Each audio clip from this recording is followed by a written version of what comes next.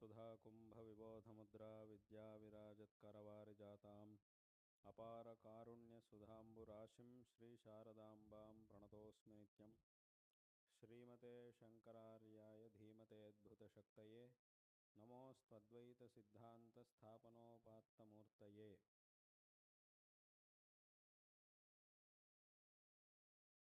இன்னைக்கு இந்த கிராமத்தில், இந்த கோழிக்கோடு மகாநகரத்தில் இருக்கக்கூடிய இந்த கிராமத்தில், இந்த அக்ரஹாரத்தில் ஸ்ரீ மகாகணபதி, ஸ்ரீ சுப்பிரமணிய சுவாமி மற்றும் ஆஞ்சநேய சுவாமியின் சன்னிதானத்தில் மகா கும்பாபிஷேக காரியக்கிரமத்தை பண்ணியிருக்கோம். இந்த காரியக்கிரமத்தில் எல்லாமே சாஸ்திரோக்தமாக நடந்திருக்கு. எல்லா வேத பண்டிதர்களும் வேத புராணாதி பாராயணங்கள் பண்ணி இந்த எல்லா காரியக்கிரமத்தையும் சாஸ்திரோக்தமாக நடத்தினது ரொம்ப சந்தோஷகரமான ஒரு விஷயம். நம்ம என்ன அனுஷ்டானம் பண்ணணும் என்றாலும் சாஸ்திரோக்தமாக பண்ணணும்.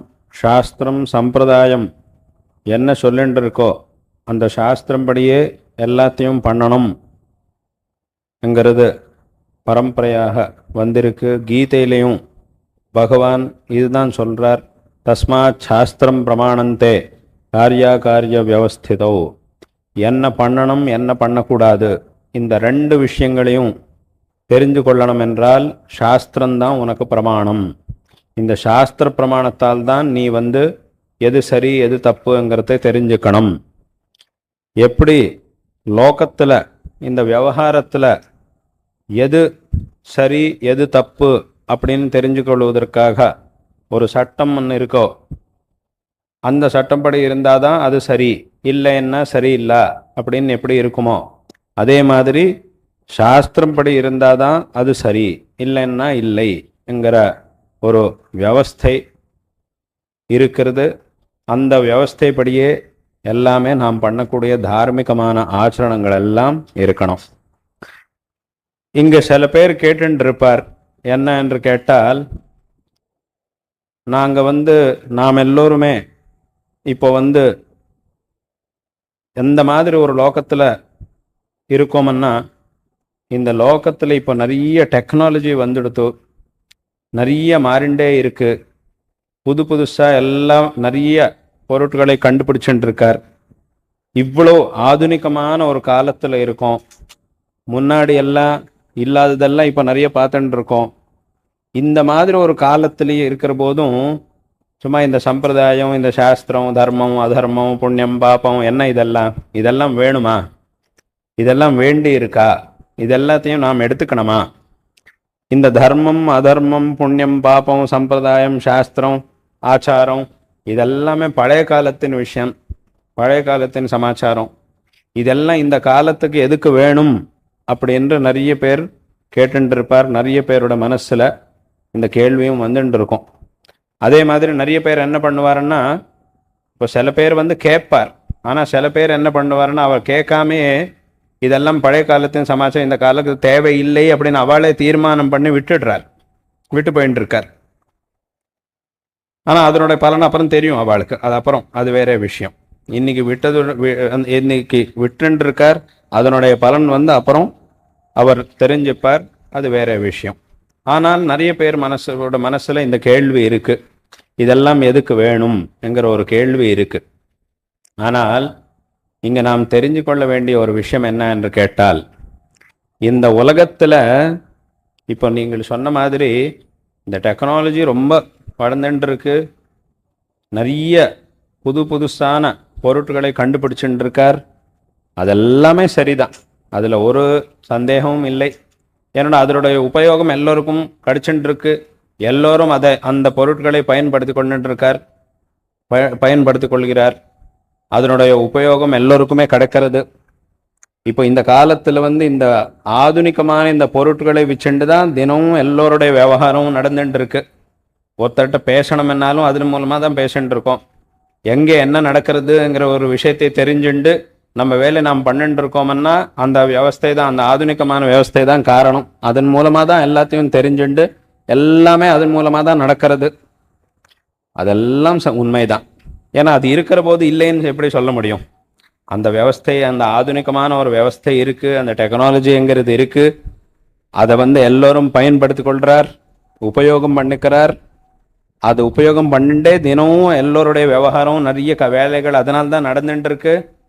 இதெல்லாம் எல்லோரும் பண்ணிட்டு இருக்கிற போது அது இல்லைன்னு யாருமே சொல்ல முடியாது. நாமும் சொல்ல முடியாது, நீங்களும் சொல்ல முடியாது, யாருமே இல்லைன்னு சொல்ல முடியாது. அதெல்லாம் இருக்குன்னு தான் ஒத்துக்கணும். அதில் ஒரு சந்தேகமும் இல்லை.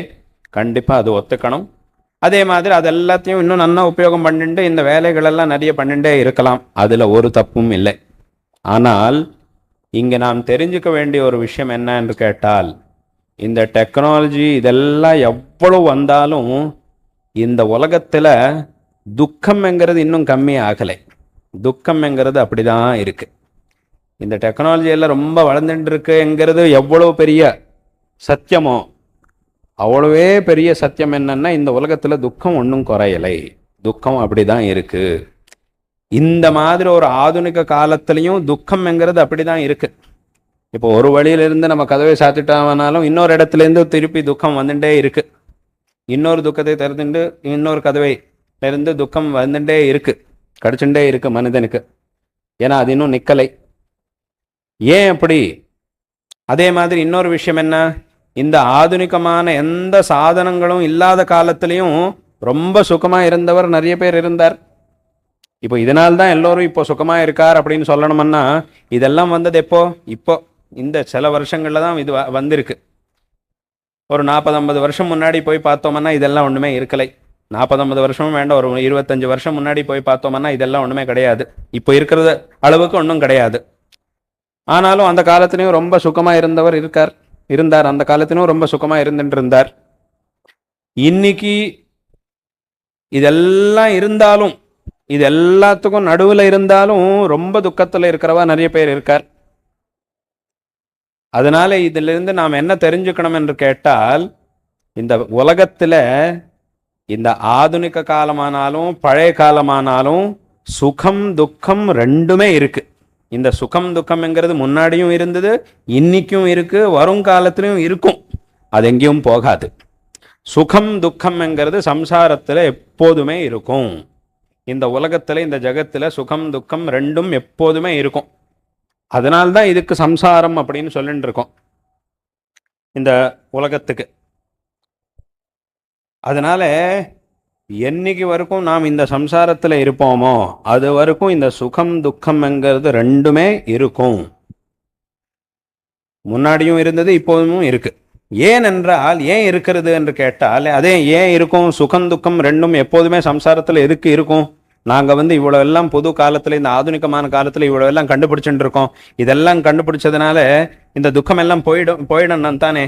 போனோம், போகாம எதுக்கு இருக்கு இந்த துக்கம் அப்படின்னு கேட்டா, ஏன்னா இப்போ நாங்க இவ்வளவு எல்லாம் புதுசா பொருட்கள் எல்லாம் தயார் பண்ணிட்டு இருக்கோம். இதெல்லாம் பண்றதுனால இந்த துக்கம் போயிடணுமே, எல்லா இடத்துலும் சுகம்தானே இருக்கணும் அப்படின்னு கேட்டா, இங்க எத்தனை பொருட்களை தயார் பண்ணினாலும் அந்த துக்கத்துக்கு என்ன மூலமோ அந்த மூலம் அப்படிதான் இருக்கு. அந்த துக்கத்தினுடைய மூலம் இருக்கிற வரைக்கும் துக்கம் இருக்கும். அதை யாரும் நாசமாக்க முடியாது. அந்த துக்கம் அப்படிதான் இருக்கும். என்னைக்கு வரைக்கும் அந்த துக்கத்தினுடைய மூலம் இருக்குமோ அன்னைக்கு வரைக்கும் அந்த துக்கம் இருக்கும். அது எங்கேயும் போகாது. அதை யாரும் அழிக்க முடியாது. அதே மாதிரி இந்த எந்த விதமான வியவஸ்தைகளும் இல்லாத காலத்திலையும் அந்த சுகத்தினுடைய மூலம் இருந்தது முன்னோர்கள் கிட்ட. அதனால்தான் அவர்கள் எல்லோரும் இந்த சுக சாதனம் ஒன்றும் இல்லாத போதும் ரொம்ப சுகமாக தான் இருந்தார்.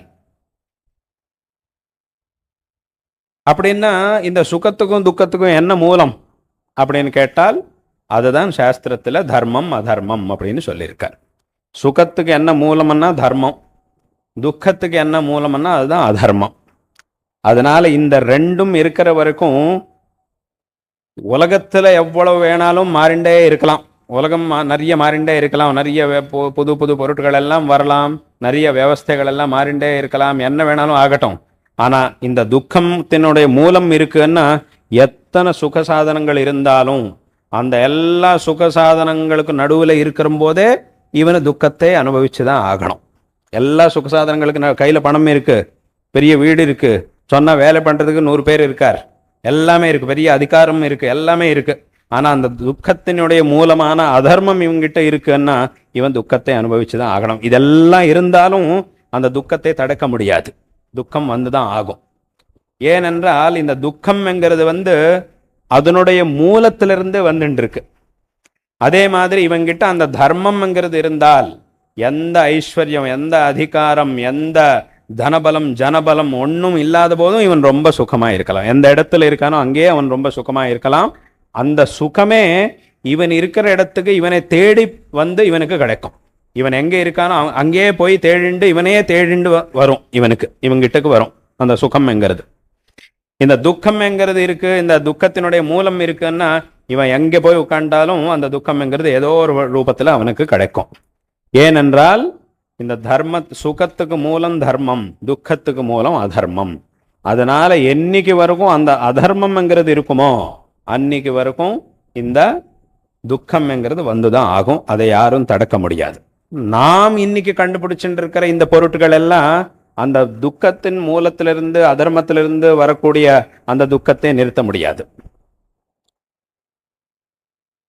இதிலிருந்து இந்த சுக சாதனங்கள் நிறைய இருக்கு, அதுல சந்தேகம் இல்லை. ஆனா இந்த சுக சாதனத்திலிருந்து சுகம் கிடைக்கணும் என்றால் இந்த தர்மம் என்கிறது வேணும். ஒரு சுக சாதனம் என் கையிலேயே இருக்கு, ஆனா அதை அனுபவிக்க முடியல. அதுவும் நிறைய பேருக்கு அனுபவத்தில் இருக்கு. எல்லாமே கையில இருக்கு, ஆனா அனுபவிக்க முடியல. எல்லாமே என் கையில தான் இருக்கு, எல்லாமே கடிச்சுடுத்தோம். நாங்க அதுக்காக ரொம்ப முயற்சி பண்ணியிருக்கோம், எல்லாமே கைக்கு வந்துடுத்தோம். இன்னும் நாங்க அனுபவிக்கணுங்கிற சமயத்துல அது விட்டு போயிடுது, அதை அனுபவிக்க முடியல. ஏன் இப்படி ஆயிட்டு இருக்குன்னா அதை அனுபவிக்கிறதுக்கு வேண்டிய அந்த புண்ணியம் தர்மம்ங்கிறது உங்ககிட்ட இல்லை. ஆனா இன்னும் சில பேரோட வாழ்க்கையில எப்படி நடக்கிறதுன்னா இவன் அந்த சுகத்துக்காக பிரயத்னமே பண்ணலை, இவன் மனசுலேயே யோசிக்கலை, தானாவே அந்த சுகம் இவனுக்கு கிடைக்கிறது. இவன் எங்க இருக்கானோ தானாவே அதுவே இவன்கிட்ட வருது, இவனை தேடிண்டு வந்துட்டு இருக்கு. அது ஏன் அப்படி வந்துட்டு இருக்குன்னா இவன் முன்னாடி பண்ணின அந்த புண்ணியம் இவங்கிட்ட இருக்கு. அது இருக்கிறதுனால தான் இவன் எங்க இருந்தாலும் அந்த சுகமே இவனை தேடிண்டு வந்துட்டு இருக்கு. அந்த துக்கம்ங்கிறது இருந்தா எல்லாம் முன்னாடியே இருந்தாலும் அது இவனால அனுபவிக்க முடியலை. இப்படி எல்லாம் இருக்கு உலகத்துல. ஏன் இப்படி இருக்குன்னா இதுதான் தர்மம் அதர்மம். உலகத்துல உலகம் எவ்வளவு வேணாலும் மாறிண்டே இருக்கட்டும், ஆனா இது ரெண்டும் மட்டும் என்னைக்கும் மாறாது. இந்த தர்மம் அதர்மம்ங்கிறது, தர்மம் அதர்மம் சுகம் துக்கம், இது என்னைக்குமே மாறாது. அதனால ஒரு சுக சாதனத்தால சுகம் கிடைக்கணும் என்றால் வெறும் சுக சாதனம் நம்மளோட கையில இருந்தா சுகத்தை அனுபவிக்க முடியாது. அதுல இருந்து சுகத்தை அனுபவிக்கணும் என்றால் இந்த தர்மம்ங்கிறது நம்ம கிட்ட இருக்கணும். தர்மத்தினுடைய பர்மிஷன் வேணும். அந்த தர்மம் பர்மிஷன் கொடுத்தாதான் சுகசாதனத்திலிருந்து இவனுக்கு சுகம் கிடைக்கும். அதனோட பர்மிஷன் இல்லைன்னா அனுபவிக்க முடியாது. அதனால இந்த உலகத்துல அந்தந்த பலன் எல்லோருக்கும் கிடைக்கிறதுன்னா அதுக்கு காரணம் இந்த தர்மம் அதர்மம். அதனால இந்த நாம் சுகமா இருக்கணும், ஸ்ரேயஸை அடையணும் என்றால் இந்த தர்மம்ங்கிறது மனிதனுக்கு வேணும். தர்மாச்சரணத்தை மனிதன் நன்றாக பண்ணணும். ஏன்னா இந்த உலகம் எவ்வளவு மாறிண்டே இருந்தாலும் மனிதனுடைய மனசுல எனக்கு சுகம்தான் வேணும் என்கிற ஆசை மட்டும் அப்படிதான் இருக்கு, அது மாறலை.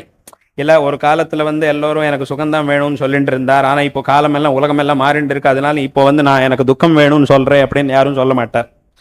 இந்த உலகத்துல எவ்வளவு டெக்னாலஜி வந்தாலும் எனக்கு துக்கம் வேணும் அப்படின்னு யாரும் சொல்ல மாட்டார். எனக்கு சுகம்தான் வேணும்னு சொல்லுவான். அந்த சுகத்துக்கு சாதனம் இந்த தர்மம் தான்.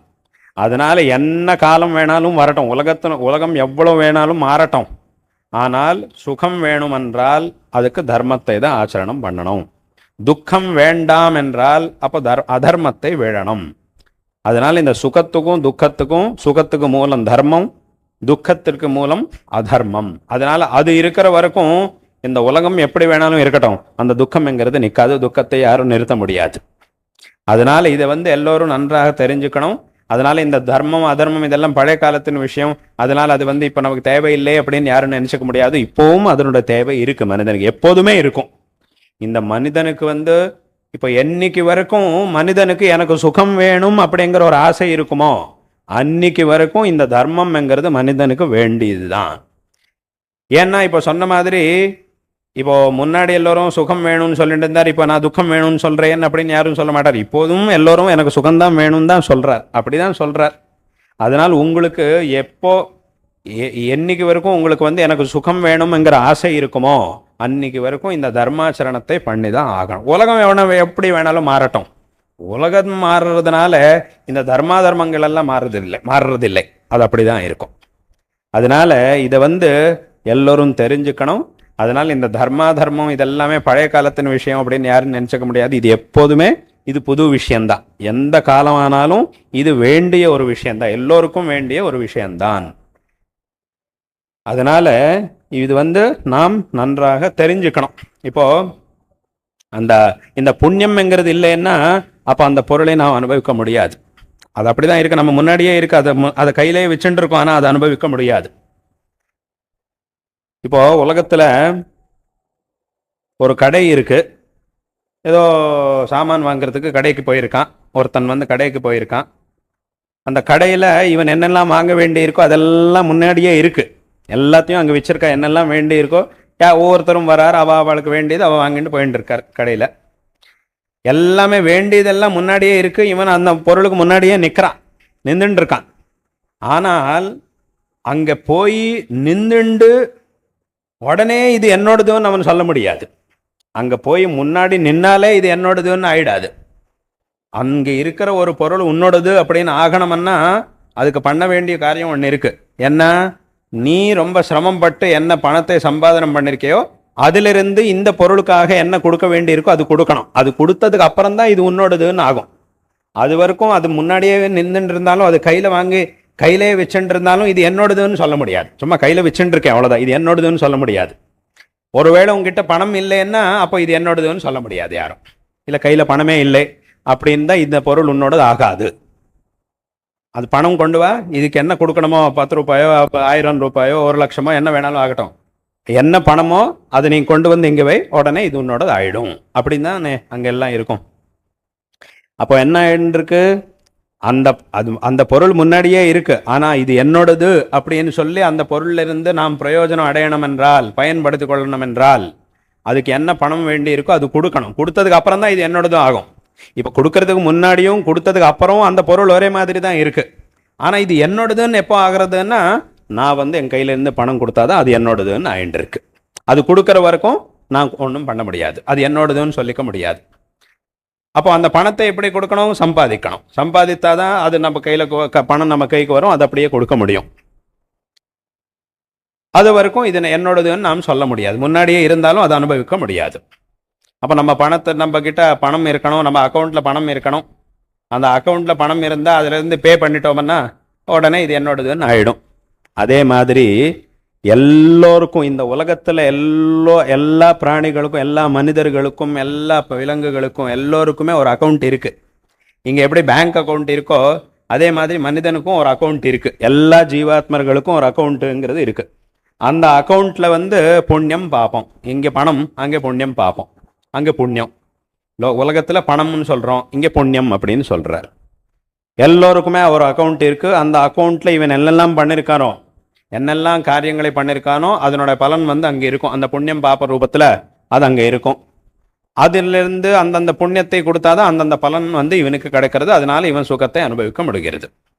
அது அந்த புண்ணியம்ங்கிறது எப்படி இவனோட கையில பணம் இல்லைன்னா அந்த பொருள் என்னோடதுன்னு இவன் சொல்ல முடியாதோ, அதை வந்து இவன் பயன்படுத்தி கொள்ள முடியாதோ, அதே மாதிரி இவன்கிட்ட இவனோட அக்கௌண்ட்ல அந்த புண்ணியம்ங்கிறது இல்லைன்னா அப்போ அவன் வந்து எந்த சுக சாதனம் கையில இருந்தாலும் அதை அனுபவிக்க முடியாது. அங்க ஒரு அக்கௌண்ட் இருக்கு, இங்கேயும் ஒரு அக்கௌண்ட் இருக்கு. இங்க வந்து பணம், அங்க வந்து புண்ணியம், அதுதான் வித்தியாசம். இந்த பணமும் அங்க புண்ணியம், அதுதான் வித்தியாசம். இங்க வந்து இந்த உலகத்துல இந்த காலத்துல எல்லாம் என்ன பண்றா, முன்னாடி என்ன இந்த பணம் எல்லாம் கையில வச்சுட்டு போயிட்டு இருந்தார். அது எங்கேயாவது கொடுக்கணும்னா அதுல இருந்து பார்த்து என்ன இருக்கு, எவ்வளவு பணம் இருக்கோ அதுல இருந்து எடுத்து அது கொடுத்துட்டு இருந்தார். இப்ப எல்லாம் அப்படி இல்லை, கையில பணமே இருக்கிறதே இல்லையே யாருக்கும். இதுதான் இப்போ இந்த மாதிரி அந்த பொருள், இந்த மாதிரி ஒரு வியவஸ்தை இருக்கு. ஆனா நம்ம சரியா விசாரித்து பார்த்தோம்னா நம்ம சாஸ்திரத்துல இருக்கிறதுக்கு இதுதான் ரொம்ப கிட்டக்கு இருக்கு. ஏன்னா சாஸ்திரத்தில் அந்த புண்ணியமும் கண்ணுக்கு தெரியாது, இங்கே பணமும் கண்ணுக்கு தெரியாது, இருக்குங்கிற ஒரு நம்பிக்கையில் தான் போயிட்டு இருக்கோம். எவ்வளோ பணம் இவங்கிட்ட இருக்குங்கிறது அந்த ஃபோனில் தெரிகிறது. இவனுக்கு எல்லோரும் அப்படி தான் வச்சுட்டு இருக்காரு. எவ்வளவு இருக்குங்கிறது அதில் மட்டும் தெரிகிறது.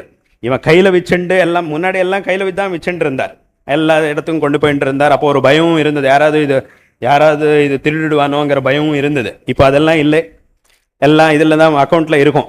அங்கே இருக்குன்னு காமிக்கிறது, அவ்வளோதான். அவன் இவன் கையில் எடுத்துட்டு எல்லாம் பார்த்து கொடுத்ததில்லை, அது அதில் தான் இருக்குது, அவ்வளோதான். அது இருக்குங்கிறது இங்கே தெரிகிறது. அதை வச்சுன்னா அந்த தைரியத்தில் தான் போயிட்டு இருக்கான், எல்லா பொருட்களையும் வாங்கிட்டு இருக்கான், கடைக்கு போய் எல்லாமே வாங்கிட்டு இருக்கான். இந்த புண்ணியமும் கண்ணுக்கு தெரியாது, அதுவும் தெரிய மாட்டேங்கிறது. ஆனால் இருக்கும், எவ்வளோ இருக்குங்கிற ஒரு கணக்கு மட்டும் தெரிகிறது, அவ்வளோதான். அதுலேயே எல்லா விவகாரம் அதிலேயே நடக்கிறது. அதான் இந்த இந்த இந்த வியவஸ்தை தான் நம்ம சாஸ்திரத்தில் சொன்னதுக்கு ரொம்ப கிட்டுக்கு இருக்கு. அதனால அங்கே எப்படி நடக்கிறதோ இங்கேயும் அதே மாதிரி தான். அங்கே உலகத்தில் நம்ம ஏதாவது ஒரு வேலை பண்ணினால் பணம் கிடைக்கிறது, அந்த பணம் நம்மளோட அக்கௌண்ட்டுக்கு சேர்றது. அந்த அக்கௌண்ட்டில் இருக்கிற பணத்துக்கு செலவு பண்ணி நாம் ஒவ்வொரு செலவழித்து ஒவ்வொரு பொருளையும் நாம் வாங்கிட்டு இருக்கோம், அதை பயன்படுத்திக்கிறோம். அதே மாதிரி இங்கே உலகத்திலையும் இந்த ஒவ்வொரு தர்மாச்சரணம் பண்ணினால், நமக்காக சாஸ்திரத்தில் எந்த தர்மத்தை சொல்லியிருக்காரோ, நீ இந்த தர்மாச்சரணம் பண்ணணும் அப்படின்னு என்னெல்லாம் சொல்லியிருக்காரோ, அந்த தர்மத்தை யதாசக்தி ஆச்சரணம் பண்ணினால் அதிலிருந்து இந்த புண்ணியம்ங்கிறது கிடைக்கும். உலகத்தில் வேலை பண்ணினா சம்பளம் கிடைக்கிறது, அதே மாதிரி இங்கே சாஸ்திரோக்தமான தர்மாச்சரணம் பண்ணினால் நமக்கு புண்ணியம்ங்கிறது கிடைக்கிறது. அந்த புண்ணியம் வச்சு நம்ம சுகத்தை அடையலாம். அதனால இந்த யாருக்கு இங்கே சுகம்ங்கிறது வேணும்ங்கிற ஒரு ஆசை இருக்கோ, அவர்களுக்கு எல்லோருக்கும் இந்த ஆசை என்னைக்கு வரைக்கும் மனிதனுக்கு இருக்குமோ அன்னைக்கு வரைக்கும் இந்த புண்ணியம், இந்த தர்மம்ங்கிறது கண்டிப்பாக வேண்டி இருக்கு. யாருமே இது வேண்டாம், இப்போ நம்ம புது காலத்தில் இருக்கோம் அதனால் இதெல்லாம் தேவையில்லை அப்படின்னு யாருமே சொல்ல முடியாது. இந்த காலத்திலையும் நிறைய துக்கம் இந்த உலகத்தில் அப்படியே இருக்கு. யாராலையும் அந்த துக்கத்தை தடுக்க முடியல. இப்போ நிறைய சௌரியங்கள் எல்லாம் பண்ணியிருக்கார், சௌரியங்கள் எல்லாம் ஜாஸ்தியாக இருக்கே தவிர உலகத்தில் துக்கம் ஒன்றும் குறையலை. அப்புறம் இன்னொரு விஷயம் என்ன, இந்த சௌரியங்கள் எல்லாம் ஜாஸ்தி ஆனதுனால இன்னும் புதுசாக இன்னும் துக்கம் எல்லாம் வந்துட்டு இருக்கு. முன்னாடி எல்லாம் இதெல்லாம் இல்லாத போது இந்த துக்கம் எல்லாம் இருக்கலை. இந்த சௌரியங்கள் எல்லாம் ஜாஸ்தி ஆனதுனால இன்னும் சில துக்கங்கள் எல்லாம் புதுசாக வந்திருக்கு. இந்த மாதிரியும் ஒரு துக்கம் வரும் அப்படின்னு யாருமே நினைக்கவே இல்லை முன்னாடி எல்லாம். இப்போ அதனால தான் எல்லோரும் என்ன சொல்லுவார், ஒரு காலத்தில் இந்த சௌரியங்கள் எல்லாம் இருக்கல, எல்லோரும் ரொம்ப நன்னா இருந்தார் அப்படின்னு சொல்கிறார். அப்படியும் சொல்கிறான் மனிதன். இன்னொரு சந்தர்ப்பத்திலையும் என்ன சொல்கிறான், இதெல்லாம் இருக்குது, இந்த சௌரியங்கள் எல்லாம் இருக்கிறதுனால தான் நான் ரொம்ப சுகமாக இருக்கேன் அப்படின்னு சொல்கிறான். இன்னொரு சந்தர்ப்பத்தில் திருப்பி இவனே என்ன சொல்கிறான், இதெல்லாம் இருக்கிறதுனால ரொம்ப இந்த தலைவலி எல்லாம் ரொம்ப ஜாஸ்தி ஆகிடுது, முன்னாடி என்ன இதெல்லாம் இருக்கலே, இதெல்லாம் விட்டுட்டு கொஞ்ச நாள் எங்கேயாவது போய் இருக்கலாம், இது ஒன்றும் இல்லாத இடத்துக்கு போய் கொஞ்ச நாள் இருந்துட்டு வரலாம் அப்படின்னு நினச்சிக்கிறான் மனிதன். ஏன்னா எங்கேயாவது போனால் இதெல்லாம் இருக்காது, கொஞ்ச நாள் சுகமாக இருந்துட்டு வரலாம். இல்லைப்பா நீ இப்போ தானே சொன்ன இந்த சௌகரியம் இருந்ததுனால தானே சுகமாக இருக்கேன்னு இப்போ தானே சொன்னேன், திருப்பி இதெல்லாம் விட்டுட்டு கொஞ்ச நாள் சுகமாக இருந்துட்டு வரேன்னு அப்படியும் நீ தானே சொல்கிற, நீயே சொல்கிற, என்ன இது அப்படின்னு இந்த கேள்வி வருது மனசில். அதனால இந்த சுகம் துக்கம் எப்போதுமே இந்த உலகத்தில் இருக்கும். அது யாரும் எந்த சௌரியத்தாலையும் இந்த சுக துக்கத்தை, இந்த துக்கத்தை யாரும் தடுக்க முடியாது. இந்த துக்கத்தை தடுக்கணும் என்றால் அதுக்கு இருக்கக்கூடிய ஒரே ஒரு வழி என்ன, அதர்மத்தை விடுறது. இந்த சுகத்தை அடைவதற்கு இருக்கக்கூடிய ஒரே ஒரு வழி என்னன்னா தர்மாச்சரணம் பண்றது. அதனால எந்த காலமானாலும் இந்த தர்மம் அதர்மம் ரெண்டுமே இருக்கும், அதனுடைய பலன் அந்தந்த பலனும் இருக்கும். அதனால தர்மத்தை ஆச்சரணம் பண்ணணும், அதர்மத்தை விடணும் என்கிற இந்த ஒரு பேச்சு என்ன இருக்கோ, இந்த ஒரு உபதேசம் சாஸ்திரத்தை என்ன சொல்லியிருக்காரோ இது மட்டும் என்னைக்கும் மாறாது. தர்மத்தை ஆச்சரணம் பண்ணணும், அதர்மத்தை விடணும் என்கிற ஒரு விஷயம் அது என்னைக்கும் மாறாது. இப்போ இருக்கிறத விட இன்னும் 10 மடங்கு ஜாஸ்தி இந்த உலகத்தில் இந்த வியவஸ்தைகள் சௌரியங்கள் வரட்டும், இன்னும் வருங்காலத்தில் வரும். இப்போவே நிறைய சௌரியங்கள் எல்லாம் பார்த்துட்டு இருக்கோம். இதை விட இன்னும் வருங்காலத்தில் இதை விட 10 மடங்கு 100 மடங்கு ஜாஸ்தியும் சௌகரியங்களும் டெக்னாலஜியும் வரும், கண்டிப்பாக வரும். அது என்ன வேணாலும் இருக்கட்டும், அது சரி, அது வரும், அதை எல்லோரும் பயன்படுத்திக்கலாம், அதெல்லாமே இருக்கும். ஆனால் அது வந்துட்டு இருக்குன்னு சொல்லி இது தேவையில்லை அப்படின்னு நினைச்சால் அது முட்டாள்தனம். அதனால இது எல்லோரும் நன்றாக புரிஞ்சுக்கணும். இந்த தர்மத்தினுடைய தேவை மனிதனுக்கு எப்போதுமே இருக்கு. அதனால எல்லோருமே அவருக்கு சொல்லப்பட்ட அந்த தர்மத்தை எல்லோருமே ஆச்சரணம் பண்ணி இந்த ஒரு வாழ்க்கையை பயன்படுத்தி கொள்ளணும்.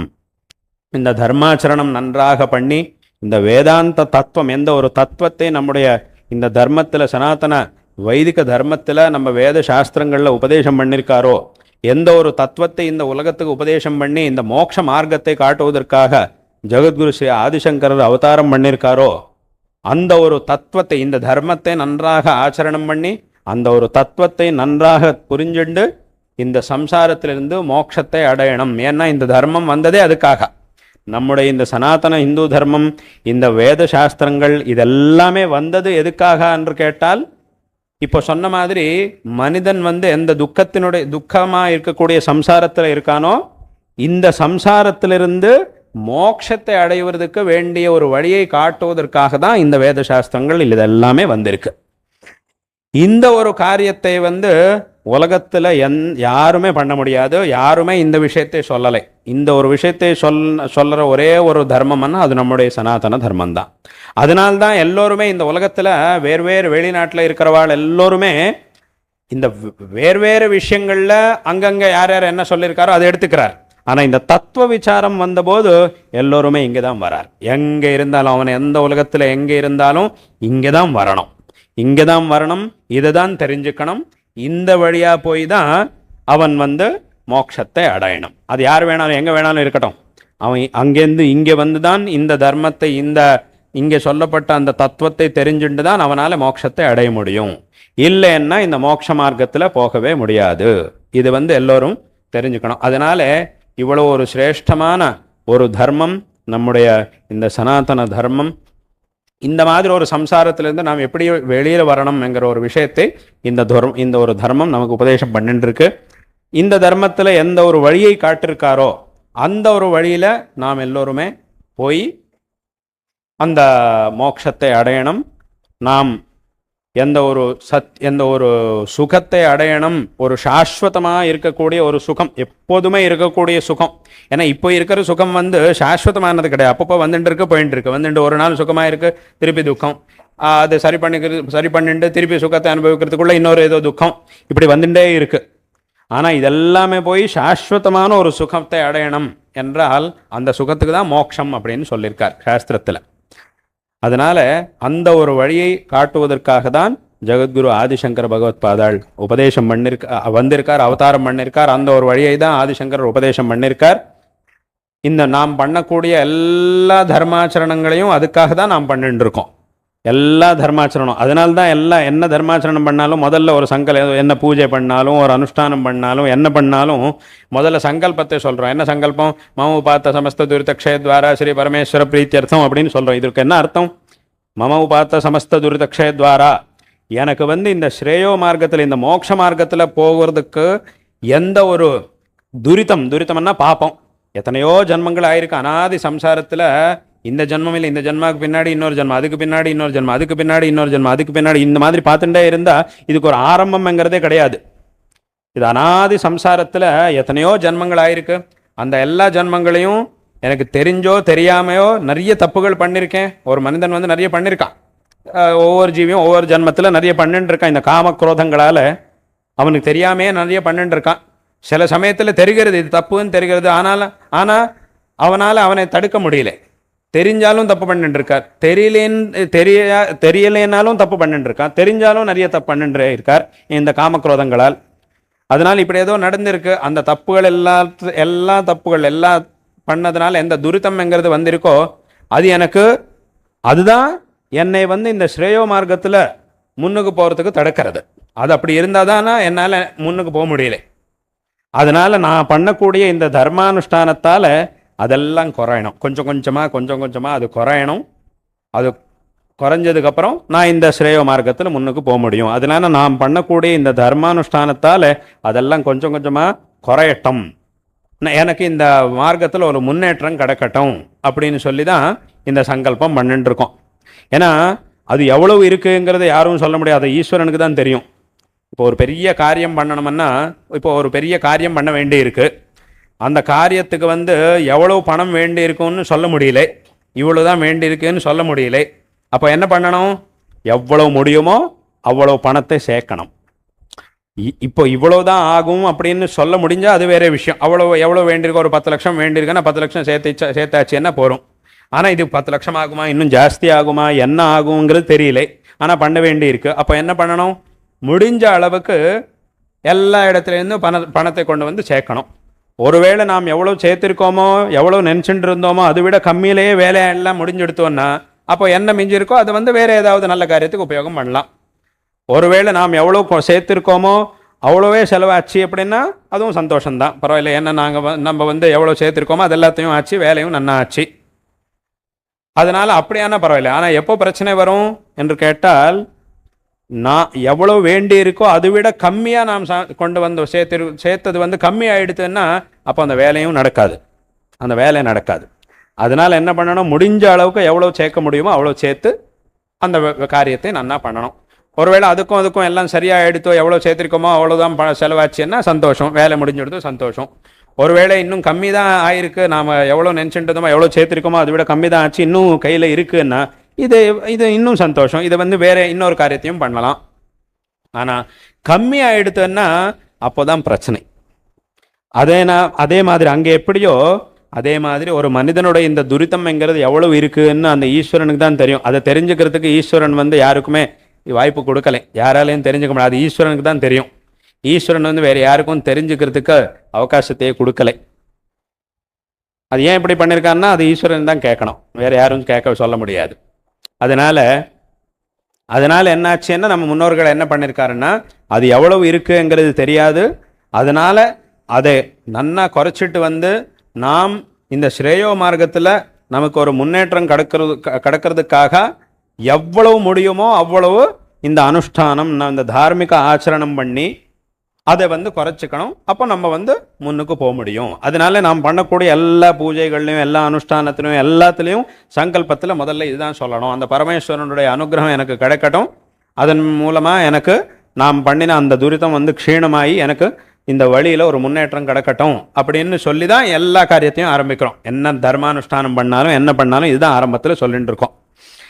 அதனால இங்கே சொல்லப்பட்ட ஒவ்வொரு அனுஷ்டானம், இங்கே சொல்லப்பட்ட ஒவ்வொரு தத்துவம், இதெல்லாமே மனிதன் வந்து எந்த துக்கமயமான இந்த சம்சாரத்தில் இருக்கானோ இதிலிருந்து மனிதனை வந்து சுகத்தை, ஸ்ரேயோ மார்க்கத்தில் போய் அந்த மோட்சத்தை அடைவதற்காக தான் இந்த எல்லா விஷயங்களையும் நம்ம சாஸ்திரங்களை, வேத சாஸ்திரங்களை சொல்லியிருக்கார். அதனால் நாம் எந்த அனுஷ்டானம் பண்ணாலும், எந்த பூஜை பண்ணினாலும், என்ன அத்தியனம் பண்ணினாலும், ஏன்னா இந்த ஞானம் வந்து வேண்டியிருக்கு, இந்த தத்துவத்தை நல்லா தெரிஞ்சுக்கணும். எந்த ஒரு தத்துவத்தை சொல்லியிருக்கார் அந்த தத்துவத்தை வந்து நான் ஊகிக்கவே முடியாது. நான் வந்து என்னோட புத்தியாலே நான் இதெல்லாத்தையும் தெரிஞ்சுக்கிறேன் அப்படின்னு சொன்னால் அது தெரியாது, அந்த மாதிரி தெரிஞ்சுக்க முடியாது. இந்த சாஸ்திரத்தின் மூலமாக தான் நாம் தெரிஞ்சுக்கணும். அந்த தத்துவம்ங்கிறது அந்த மாதிரி. அதனால இந்த ஒரு தத்துவத்தை தெரிஞ்சுக்கணும்னா அதுக்கு என்ன பண்ணணும், இந்த என்ன அனுஷ்டானம் பண்ணணும், இது எல்லாத்தையும் சாஸ்திரத்தில் சொல்லிட்டு இருக்கார். அதனால் இந்த மாதிரி ஒரு மார்க்கத்தை இந்த தர்மம் நமக்கு, இந்த ஒரு சனாதன தர்மம் நமக்கு காட்டுன்னு இருக்கு. அதனால்தான் இந்த தர்மம்ங்கிறது ரொம்ப சிரேஷ்டமானது. அதனால்தான் இது வந்து எனக்கு தேவையில்லை அப்படின்னு யாருமே சொல்ல முடியாது, யாரும் சொல்லக்கூடாது, யாரும் சொல்லக்கூடாது. ஏனென்றால் உனக்கு வந்து எனக்கு சுகத்தை அடையணும் அப்படிங்கிற ஆசை இருக்கா இல்லையா? இருக்குன்னா இது வேண்டிதான், இது உனக்கு வேண்டியதுதான். இந்த மாதிரி ஒரு ஆசை யார் யாருக்கு இருக்கோ அவருக்கு எல்லோருக்கும் இது வேண்டியதான். இந்த ஆசை எல்லோருக்குமே இருக்கும். இந்த ஆசை வந்து எனக்கு சுகம்தான் வேணும், துக்கம் வேண்டாம்ங்கிற ஆசை வந்து எல்லோருக்குமே இருக்கு இந்த உலகத்தில். ஒரு பெரிய மன்னாக்கு, ஒரு ராஜனுக்கும், ஒரு மகாராஜாக்கும் அது இருக்கும், ஒரு சாதாரணமான ஆளுக்கும் இருக்கும். ஒரு பணக்காரனுக்கும் இந்த ஆசை இருக்கு, ஒரு ஏழைக்கும் இந்த ஆசை இருக்கு, ஒரு பண்டிதனுக்கும் இந்த ஆசை இருக்கு, ஒரு பாமரனுக்கும் இந்த ஆசை இருக்கு, ஒரு புத்திசாலிக்கும் இருக்கு, ஒரு மந்த புத்திக்கும் இந்த ஆசை இருக்கு, ஒரு ஆஸ்திகனுக்கும் இந்த ஆசை இருக்கு, ஒரு நாஸ்திகனுக்கும் இதுதான் ஆசை. ஒரு நாஸ்திகனா இருந்தாலும் அவனுக்கும் எனக்கு நல்லது, அவன் நாஸ்திகனா இருக்கான், ஆனாலும் அவனோட மனசுல ஆசை வந்து எனக்கு நான் சுகமா இருக்கணும் தான் ஆசை இருக்கும். இவன் நாஸ்திகனா இருக்கிறதுனால எனக்கு துக்கம் வேணும்னு அப்படின்னு அவன் சொல்லுவான், அவனு சொல்ல மாட்டான். அவன் ஆனா அவன் எந்த சுகத்தை விரும்புகிறானோ அந்த சுகத்தை அடைவதற்காக அவன் அனுசரணம் பண்ணக்கூடிய மார்க்கம் வந்து அந்த நாஸ்திக மார்க்கம். இந்த வழியில தான் போய் நான் அந்த ஸ்ரேயஸை அடையிறேன் அப்படின்னு அவன் நினச்சிட்டு போயிட்டு இருக்கான்.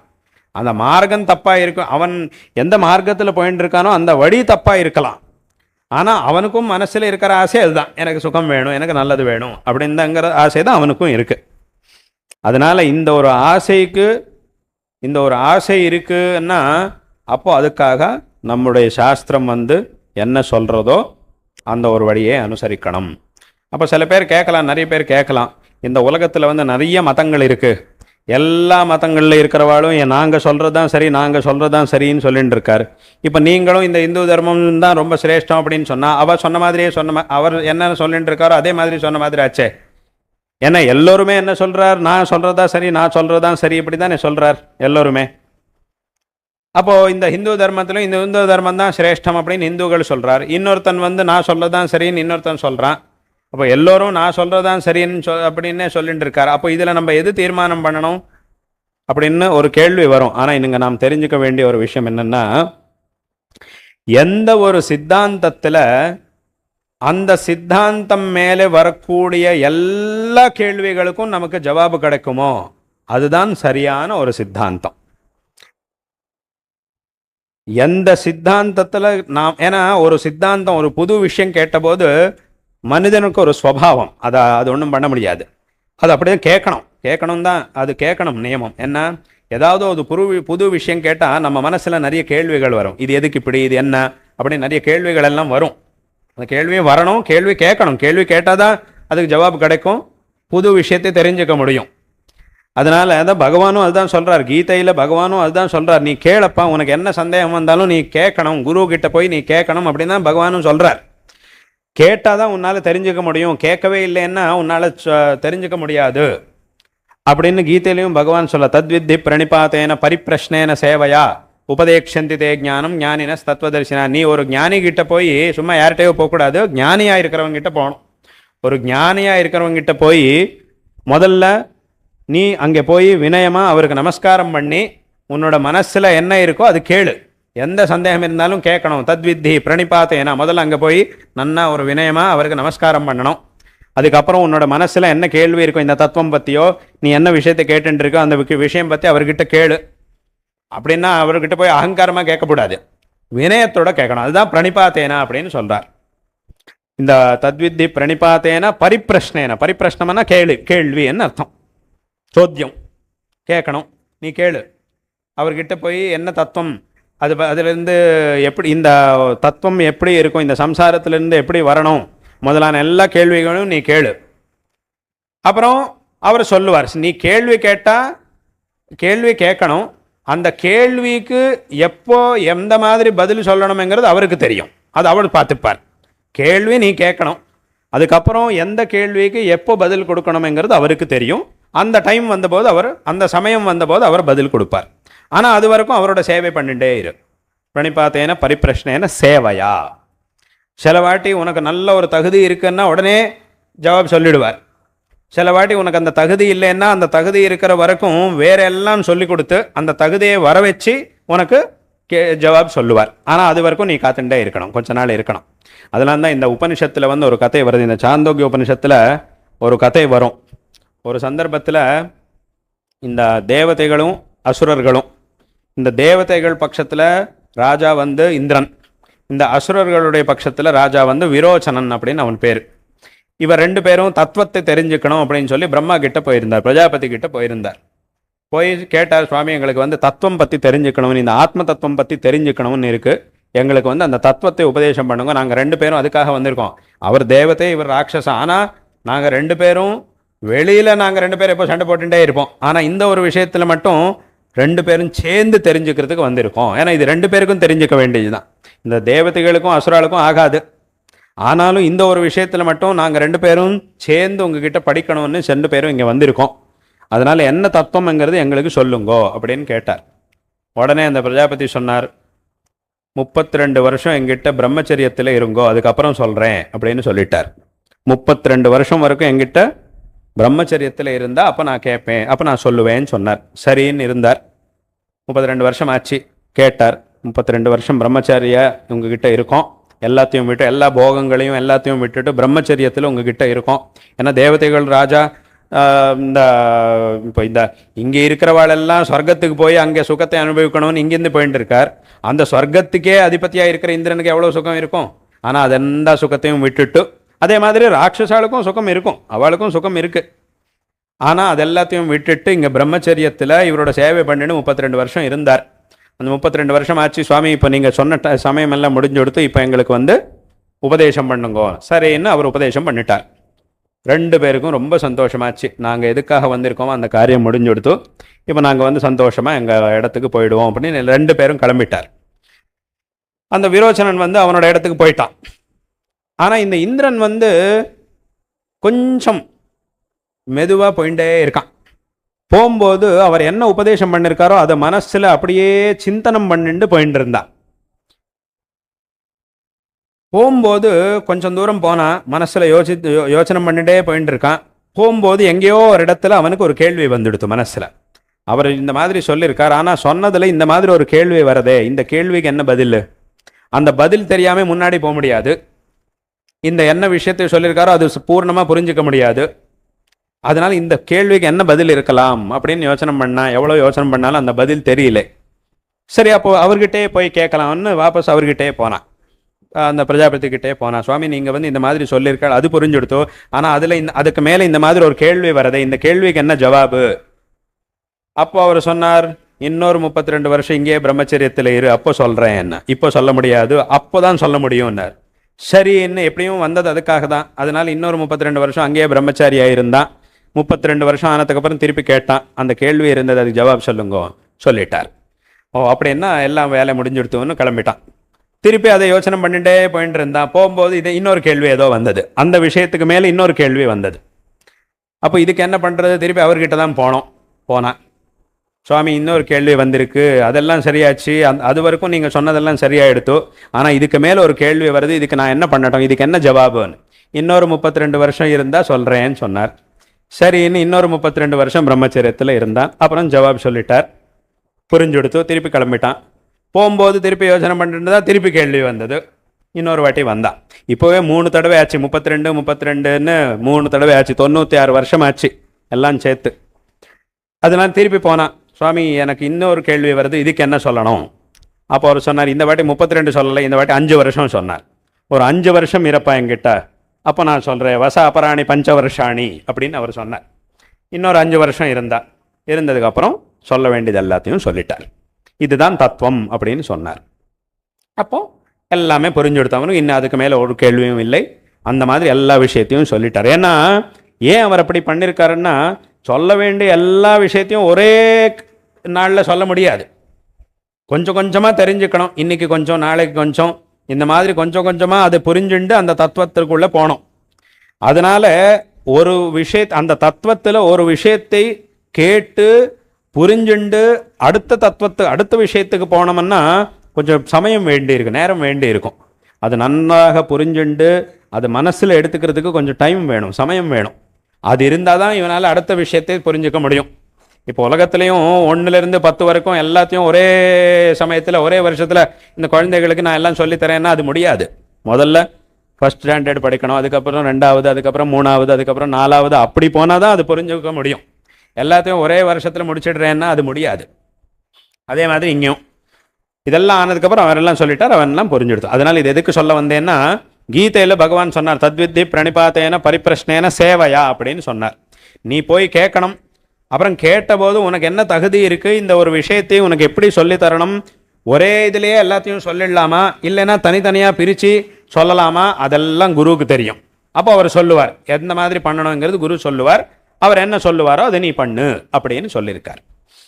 அதுதான் கீதையில் பகவான் சொல்கிறார். அது வரைக்கும் அவர் என்ன பண்ணுவாரோ, என்ன சொல்லுவாரோ அது பண்ணு, என்ன சொல்லுவாரோ அது நீ பண்ணணும், அவர்கிட்ட இந்த விஷயத்தை, அந்த தத்துவத்தை தெரிஞ்சுக்கணும் அப்படின்னு சொன்னார். அதனால் இந்த கேள்வி கேட்கணும், கேட்டு தான் நீ தெரிஞ்சுக்கோன்னு தான் பகவானும் கீதையில் சொல்கிறார். கேட்டால் தான் உன்னால் தெரிஞ்சுக்க முடியும். அதனால் இந்த ஒரு விஷயத்தை கேட்டு, இதெல்லாம் எதுக்கு சொல்ல வந்தேன்னா, ஏதாவது ஒரு பொது விஷயம் கேட்டபோது நம்முடைய மனசில் நிறைய கேள்விகள் வரும். இது எதுக்கு இந்த மாதிரி, இதுக்கு என்ன அர்த்தம், இதுக்கு என்ன அர்த்தம், இது ஏன் இப்படி சொல்லணும், அப்படியெல்லாம் நிறைய கேள்விகள் வரும். அந்த ஒவ்வொரு கேள்வியும் வந்தபோது அதை கேட்கணும், கேட்டாதான் அதனுடைய ஜவாபை நாம் தெரிஞ்சுக்க முடியும். அதனால் நம்முடைய மனசில் வரக்கூடிய எல்லா கேள்விகளுக்கும் சரியான ஒரு ஜவாபு கொடுக்கறதுக்காக தான் இத்தனை கிரந்தங்களை எழுதியிருக்கார் நம்ம முன்னோர்கள் நம்முடைய சனாதன தர்மத்தில். அதனால்தான் இப்போ சொன்ன மாதிரி எந்த ஒரு தத்துவத்தில், எந்த ஒரு சித்தாந்தத்தில் அந்த சித்தாந்தத்துக்கு சம்பந்தமான எல்லா கேள்விகளுக்கும் ஜவாபு கிடைக்கிறதோ அதுதான் சரியான ஒரு சித்தாந்தம். இப்போ இங்கெல்லாம் எத்தனை கேள்விகள் வந்துட்டு இருக்கோ, அந்த கேள்விகளை வேற இடத்துலலாம் போய் கேட்டால் அந்த ஜவாபெல்லாம் வராது, சொல்ல முடியாத அவளால். அவள் என்ன சொல்லிடுவா, இல்லைப்பா எங்கள் புஸ்தகத்தில் இப்படி இருக்குது, அதனால் இது அப்படி தான் எடுத்துக்கணும், இதுக்கு மேலே நீ கேட்காதுன்னு சொல்லிடுவாள்.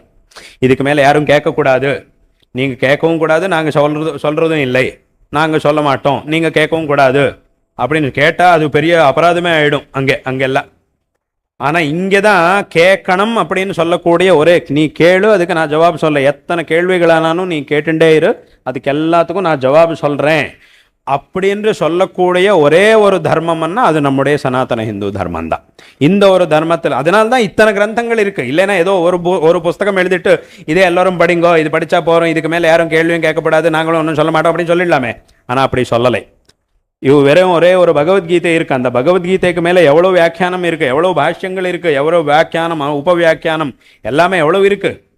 ஒவ்வொரு தரிசனம், நியாய தரிசனம், வைசேஷிக தரிசனம், மீமாம்சா, வேதாந்தம், சாங்கியம், யோகம், இவ்வளவெல்லாம் தரிசனங்கள் இருக்கின்றன. எதுக்கு என்று கேட்டால் இந்த ஒரு விஷயத்தை நன்றாக தெளிவாக சொல்லி எல்லோருக்குமே நன்னா புரிய வைக்கணும். என்னெல்லாம் கேள்விகள் வந்துட்டு இருக்கோ அந்த எல்லா கேள்விகளுக்கும் நன்றாக ஜவாபு சொல்லணும் அப்படின்னு சொல்லி தான் இத்தனை கிரந்தங்களை எழுதியிருக்கு. இல்லைன்னா ஏதோ ஒரு கிரந்தத்தை எழுதிட்டு இந்த கிரந்தத்தில் என்ன இருக்கோ இதுதான் விஷயம், இதுக்கு மேலே நீ கேள்வியும் கேட்காது, நானும் சொல்ல மாட்டேன் அப்படின்னு சொல்லிட்டா போகிறோம் அப்படின்னு சொல்லலை. நம்ம கிரந்தத்தில் அப்படி சொல்லலை. நம்ம தர்மத்தில் உனக்கு என்ன கேள்வி வேணாலும் கேளு, என்ன கேள்வி வந்தாலும் கேளு, அதுக்கு நான் ஜவாப் சொல்கிறேன்.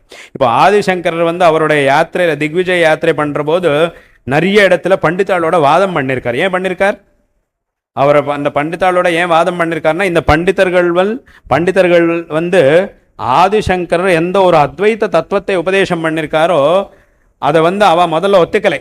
ஏன்னா அவளுக்கு ஒரு அகங்காரம் இருந்தது. இவர் சொன்னது நாங்கள் எதுக்கு எடுத்துக்கணும், நாங்கள் இத்தனை வருஷமாக வேற ஏதோ சொல்லிட்டு வந்துட்டு இருக்கோம், இப்போ இன்னைக்கு இவர் ஏதோ சொல்லிட்டு இருக்கார், இவர் சொன்னதை நாங்கள் எதுக்கு எடுத்துக்கணும் அப்படின்னு அவளுக்குள்ள ஒரு அகங்காரம் இருந்தது. அப்போ அவள் என்ன பண்ணிட்டாருன்னா, முதல்ல அதை எடுத்துக்கிறதுக்கு தயாராக இல்லை, அவர் இருக்கலை. அப்போ ஆதிசங்கர் என்ன சொன்னார்னா, சரி நீ எடுத்துக்க மாட்டேன்னு சொல்கிற, எதுக்கு எடுத்துக்க மாட்டேன், உனக்கு என்ன கேள்வி வருது, இதில் என்னெல்லாம் தப்புன்னு உனக்கு தோன்றது அதெல்லாம் நீ சொல்லு, அதெல்லாம் நான் சரி பண்ணி சொல்கிறேன், அதுக்கு என்ன ஜவாபு எங்கேயாவது நான் சொல்ல, அதுக்கு எத்தனை நாள் வேணாலும் இருக்கட்டும், எத்தனை நாட்கள் ஆனாலும் எத்தனை நாள் ஆனாலும் ஆகட்டும், நான் இந்த வாதம் நடந்தேன். அதனால தான் நிறைய இடத்துல சங்கரர் நிறைய நாள் வாதம் பண்ணிட்டே இருந்தார். ஒரு நாள், 2 நாள், ஒரு வாரம், 10 நாள் வாதம் நடந்துகிட்டே இருந்தது நிறைய இடங்கள்ல. ஏனென்றால் அவன் என்னெல்லாம் கேள்விகள் கேட்டுருக்கானோ அதுக்கு எல்லாத்துக்கும் ஜவாப் கொடுக்கணும். அதனால இந்த மாதிரி ஒரு நம்முடைய மனசுல வரக்கூடிய எல்லா கேள்விகளுக்கும் சரியான ஒரு ஜவாப் சொல்லி எல்லா விஷயங்களையும் நன்றாக சொல்லுவதற்காக தான் இத்தனை கிரந்தங்கள், வேதங்கள், சாஸ்திரம், புராணம், இதிகாசம், வியாக்கியானம், உபவியாக்கியானம், வாத கிரந்தம், இவ்வளவு பெரிய கிரந்தராசி நம்முடைய தர்மத்தில் எதுக்கு இருக்கு அப்படின்னு கேட்டால் எல்லா விஷயங்களையும் நமக்கு எல்லோருக்கும் ரொம்ப தெளிவாக உபதேசம் பண்ணுவதற்காக தான். இங்கே ஏதோ மிரட்டிட்டு நீ இப்படி தான் இருக்கணும், அப்படி தான் பண்ணணும்னு சொல்லலை.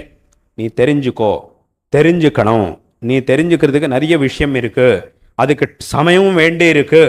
அதனால உனக்கு கிடைச்ச இந்த வாழ்க்கையில் சரி லௌகிகமாக எல்லாம் வேலைகள் இருக்கோ அதெல்லாம் பண்ணி தான் ஆகணும், அதில் வேறு வழி இல்லை, அதெல்லாம் பண்ணி தான் ஆகணும். ஏன்னா அதெல்லாம் நம்ம பண்ண வேண்டிய வேலை, அதெல்லாம் பண்ணிட்டு அதெல்லாம் வேண்டாம்னு சொல்ல முடியாது. ஏன்னா யாருமே எல்லாத்தையும் விட்டுட்டு 24 மணி நேரம் வீட்டிலே உட்காந்து தியானம் பண்ணுறேன்னா அது யாராலும் முடியாது. இந்த உலகத்தில் யாரானாலும் வெளியில் வரணும், ஏதாவது வேலை பண்ணணும், ஏதாவது பண்ணி தான் ஆகணும். யாருமே இந்த மாதிரி சொல்ல முடியாது, நான் எல்லாம் விட்டுட்டு வீட்டிலே உட்காந்து தியானம் பண்ணுறேன்னு யாரும் சொல்ல முடியாது. அதையும் பண்ணணும், வெளியில் எல்லாம் இருக்கக்கூடிய கர்த்தவியங்களையும் பண்ண வேண்டி இருக்கும். அதனால் அந்த லௌகிகமாக என்னெல்லாம் பண்ண வேண்டி இருக்கோ அதெல்லாத்தையும் பண்ணிட்டே இரு. ஆனாலும் இந்த தார்மீகமானது என்ன இருக்கோ அதை மட்டும் நீ விடக்கூடாது. இந்த ஒரு வழியில் நீ போகணும். இந்த மாதிரி போனால் அதிலிருந்து உனக்கு தான் நல்லதாகும். அதிலிருந்து உனக்கு தான் இப்போ கடைசியில் இந்த தர்மாச்சரணம் பண்ணிட்டே போனால் அதுலேருந்து யாருக்கு நல்லது நடக்கிறது? இவனுக்கு தான் நல்லது நடக்கிறது. யார் பண்ணியிருக்கானோ அவனுக்கு தான் நல்லது, அவனுக்கு தான் லாபம். இவன் சரியாக பண்ணலைன்னா சாஸ்திரத்துக்கு ஒரு நஷ்டமும் கிடையாது. சாஸ்திரம் சொன்னதை இவன் எடுத்துக்கலைன்னா அதனால சாஸ்திரத்துக்கு ஒரு தொந்தரவும் இல்லை. அப்புறம் சாஸ்திரம் சொன்ன மாதிரி இவன் ஏதாவது பண்ணால் அதனுடைய லாபமும் சாஸ்திரத்துக்கு இல்லை. சொல்கிறவாளுக்கு ஒரு லாப நஷ்டமும் கிடையாது, இந்த பண்ணுறவனுக்கு தான் லாபம். பண்ணினால் லாபம், பண்ணலைன்னா நஷ்டம். சாஸ்திரத்தை சொன்னதை எடுத்துட்டா இவனுக்கு தான் நல்லது, எடுத்துக்கலைன்னா இவனுக்கு தான் துக்கம்.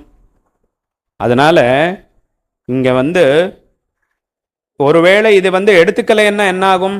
இப்போ சாஸ்திரத்தை சொன்னதை எடுத்துக்கலைன்னா என்ன ஆகும்? என்ன ஆகும்னா இந்த சம்சாரம் இப்படியே போயிட்டே இருக்கும். அப்போ யாராவது ஒருத்தர் சொல்லலாம், சரி போட்டோம் அப்படியே இருக்கட்டும், இந்த சம்சாரம் என்ன அப்படியே போயிட்டே இருக்கட்டும், பரவாயில்லை, நான் அப்படி பார்த்துக்கிறேன், எனக்கு கிட்ட எல்லாம் இருக்குது, நான் அதனால் நான் பார்த்துப்பேன் அப்படின்னு யாராவது சொல்லலாம். எவ்வளோ நாள் பார்த்துப்பேள்? இல்லை இந்த ஜன்மம், இந்த ஒரு ஜன்மம் தானே பார்த்துப்பேன். இந்த ஒரு ஜன்மம் இல்லை, இன்னும் நிறைய ஜன்மங்கள் இருக்குது எல்லாருக்கும். இந்த ஜன்மத்துக்கு பின்னாடி இன்னொரு ஜன்மம், அதுக்கு பின்னாடி இன்னொரு ஜன்மம், அதுக்கு பின்னாடி இன்னொரு ஜன்மம். ஏன்னா நம்முடைய சாஸ்திரத்திலேயே இந்த கலியுகம் பற்றி சொல்லியிருக்கார். இப்போ நம்ம எல்லாம் தினமும் சங்கல்பம் பண்ணுவது கலியுகே பிரதம பாதே, அத்ய பிரம்மணா த்விதீய பரார்த்தே வைவஸ்வத மன்வந்தரே கலியுகே பிரதம பாதே அப்படியெல்லாம் சொல்கிறோமே, என்ன அதுக்கெல்லாம் அர்த்தம்? அது எல்லோரும் சும்மா சொல்லிவிடுவார், அவ்வளோதான். சும்மா ஏதோ காலத்தில் சொல்லி கொடுத்துட்டார், அதனால் அது அப்படியே சொல்லிண்டே போவாரே தவிர ஒவ்வொரு பதத்துக்கும் என்ன அர்த்தம் அது யாரும் பார்க்க மாட்டார். அது இங்கே த்விதீய பிரம்மணா த்விதீய பரார்த்தம்னா என்ன, வைவஸ்வத மன்வந்தரம்னா என்ன, கலியுகம்னா என்ன, பிரதம பாதம்னா என்ன, அதெல்லாம் யாருமே விசாரிக்க மாட்டார். சும்மா எல்லோரும் அப்படியே சொல்லிகிட்டே போயிடுவாரே தவிர தினமும் அது சொல்லிகிட்டே இருப்பார். ஆனால் அது சொல்கிற போது இதுக்கெல்லாம் என்ன அர்த்தம்னு பார்க்க மாட்டார். அதுக்கெல்லாம் ரொம்ப பெரிய அர்த்தம் இருக்குது. இந்த மாதிரி ஒரு கணக்கு, காலத்தினுடைய கணக்கு இந்த உலகத்தில் யாருமே சொல்லலை, நம்முடைய கிரந்தங்களில் தான் சொல்லப்பட்டிருக்கு. அதில் ஒரு விஷயத்தையும் என்ன எல்லாம் சொல்லணும்னா ரொம்ப பெரிய விஷயம் ஆகிடும். ஒரு விஷயத்தையும் சொல்லணும்னா இப்போ இந்த கலியுகம் இருக்குது. இந்த கலியுகம் எவ்வளோ வருஷம் அப்படின்னு கேட்டால் 4,32,000 வருஷம். ஒரு வாட்டி இந்த கலியுகம் ஆரம்பிச்சுடுத்தோன்னா அது முடிகிறதுக்கு 4,32,000 வருஷம் ஆகணும். அத்தனை வருஷங்கள் ஆனால் தான் கலியுகம் முடியும். ஆனால் அந்த கலியுகத்தில் இப்போ முதல் பாதம் அப்படின்னு சொல்கிறோம். முதல் பாதம்னா என்ன? 4 பாதம் இருக்கும். அதில் முதல் பாதம்னா 1,08,000 வருஷம். அதுக்கு பிரதம பாதம் அப்படின்னு சொல்கிறோம். இப்போ என்னாச்சு? இந்த கலியுகத்தில் முதல் பாதத்தில் இருக்கும். இந்த முதல் பாதம் எவ்வளவு இருக்குன்னா 1,08,000 வருஷம் முதல் பாதம். ஆனால் இந்த 1,08,000 வருஷத்தில் எவ்வளோ வருஷம் இப்போ ஆயிருக்கு? கலியுகம் ஆரம்பமாயினா 5,000 வருஷம் தான் ஆயிருக்கு. இப்போ நம்ம பஞ்சாங்கம் நிறைய இந்த பஞ்சாங்கங்கள் எல்லாம் பார்த்தேன்னா அதில் ஆரம்பத்தில் என்ன இருக்குங்கிறதான், ஆரம்பத்தில் என்ன இருக்குது அப்படிங்கிற பார்த்தேன்னா அதில் இந்த விஷயம் பற்றி எழுதியிருப்பார். எல்லா பஞ்சாங்கங்களையும் சாதாரணமாக எல்லா பஞ்சாங்கங்களையும் இருக்கும். ஆரம்பத்தில் இந்த கத கல்யப்தாக அப்படின்னு எழுதுவார். இந்த கலியுகம் ஆரம்பம் ஆனதுக்கப்புறம் எவ்வளோ வருஷம் ஆயிருக்கு, எவ்வளோ நாட்டுகள் ஆயிருக்கு, அதெல்லாத்தையும் எழுதுவார். சாதாரணமாக எல்லா பஞ்சாங்கங்களையும் எழுதுவார். அதில் பார்த்தா இப்போ இருக்கிறது 5,100 வருஷத்துக்கு மேலே இப்போ ஆயிருக்கு. 5,120 வருஷம்தான் ஆயிருக்கு. அப்படின்னா என்ன அர்த்தம்? இந்த கலியுகம் எவ்வளோ இருக்கோ அதில் ஒரு பாதம் தான், முதல் பாதம் தான் இப்போ போயின்னு இருக்கு. இந்த முதல் பாதத்துலேயும் பாதியும் இன்னும் ஆகலை. இப்போ ஆனது வெறும் 5,000 வருஷம்தான், 5,120 வருஷம்தான் ஆயிருக்கு. ரொம்ப கம்மி தான் இப்போ ஆயிருக்கு கலியுகம். இன்னும் நிறைய இருக்குது கலியுகம். இதெல்லாம் எதுக்கு சொல்ல வந்தேன்னா, இப்போ இந்த மாதிரி ஒரு இந்த நிறைய இந்த பஞ்சாங்கத்துல எல்லாம் இதை எழுதுவார். நிறைய பேர் நிறைய பஞ்சாங்கங்கள்ல எல்லாம் இந்த ஆரம்பத்தில் இது எல்லாத்தையும், ஆனால் நிறைய பேர் அதை பார்க்கவே மாட்டார். நிறைய பேர் என்ன பண்ணுவார், இந்த பஞ்சாங்கம் எடுத்த உடனே இந்த வருஷம் எனக்கு எப்படி பலன் இருக்குது, இந்த பலன் எப்படி கிடக்க போகிறது அதான் பார்ப்பா. என்னோட ராசி பலம் என்ன இருக்குது அதுதான் பார்ப்பார் எல்லோரும். என்னோட ராசி பலம், அவருடைய ராசி பலம், யார் அவனுக்கு சேர்ந்த ஆட்டுகளாக இருக்கிறோ அவரோட ராசி பலம், அப்புறம் யார் பார்த்தா இவனுக்கு பிடிக்காதோ அவனோட ராசி பலம் அதையும் பார்ப்பார். யார் இவனோட ஆட்டுகளாக இவனோட ராசி பலம், யார் பார்த்தா இவனுக்கு பிடிக்குமோ அவனோட ராசி பலம், யார் பார்த்தா இவனுக்கு பிடிக்காதோ அவனோட ராசி பலம், இது எல்லாத்தையும் தான் பார்த்துட்டு விட்டுடுவார் பஞ்சாங்கம். இவ்வளோதான் பார்ப்பார் நிறைய பேர். அதனால் இதில் ஆனால் ஆரம்பத்தில் இவ்வளோ விஷயம் எல்லாம் எழுதியிருப்பார். அதில் நிறைய பஞ்சாங்கங்களில் இருக்கும். சாதாரணமாக சில பஞ்சாங்கங்களில் இல்லாமல் இருக்கலாம், ஆனால் சாதாரணமாக எல்லா பஞ்சாங்கத்திலையும் ஒரு வருஷத்தின் ஆரம்பம் பற்றி சொல்கிற போது நம்ம ஜோதிஷத்தில் சொல்லப்பட்ட பெரிய கணக்கில் இது எந்த கணக்கு இப்போ எங்கே இருக்கும் அப்படிங்கிறது சொல்லி தான் இந்த வருஷத்தை ஆரம்பிக்கணும்னு இருக்கும். அது நியமம். அந்த நியமம் படி தான் எல்லாம் பஞ்சாங்கம் எழுதுவார். அதில் இந்த கலியுகம் பற்றி எல்லாம் எழுதுவார். அப்போது இந்த ஒரு தடவை இந்த கலியுகம் முடிக்கணும்னா 4,32,000 வருஷம் ஆகணும். ஒரு மனிதனுடைய ஆயு எவ்வளவு இருக்குன்னா 100 வருஷம். 100 வருஷம் இருந்தால் அதே ரொம்ப பெரிய விஷயம். 100 வருஷம் இல்லை, 100 வருஷம் இருந்தால் அது ரொம்ப பெரிய விஷயம். யாராவது ஒருத்தர் 100 வருஷம் இருக்காருன்னா எல்லோரும் ரொம்ப ஆச்சரியமாக பார்க்குறார். ஓ இவர் 100 வருஷம் இருக்காரு, 100 வருஷம் இருக்கார் அப்படின்னு பார்க்குறார். அதனால 100 வருஷம், சரி 100 வருஷம்னு வச்சுக்கலாம். ஒரு 100 வருஷத்தினுடைய ஆயுஷ்யத்தில் இந்த பிறக்கிறதுலேருந்து போகிற வரைக்கும் எவ்வளோ கஷ்டமாக இருக்குது. இந்த பிறக்கிறதே ஒரு பெரிய கஷ்டம். அதுக்கப்புறம் இந்த ஜீவனம்ங்கிறதே ரொம்ப பெரிய கஷ்டம். நிறைய கஷ்டங்கள் ஒன்றுக்கு அப்புறம் ஒன்று வந்துட்டே இருக்குது. இவன் வேணாம் வேண்டாம் அப்படின்னு சொன்னாலும் இந்த கஷ்டம் நிற்கிறது இல்லை, வேணும்னு சொன்னாலும் சுகம் கிடைக்கிறது இல்லை.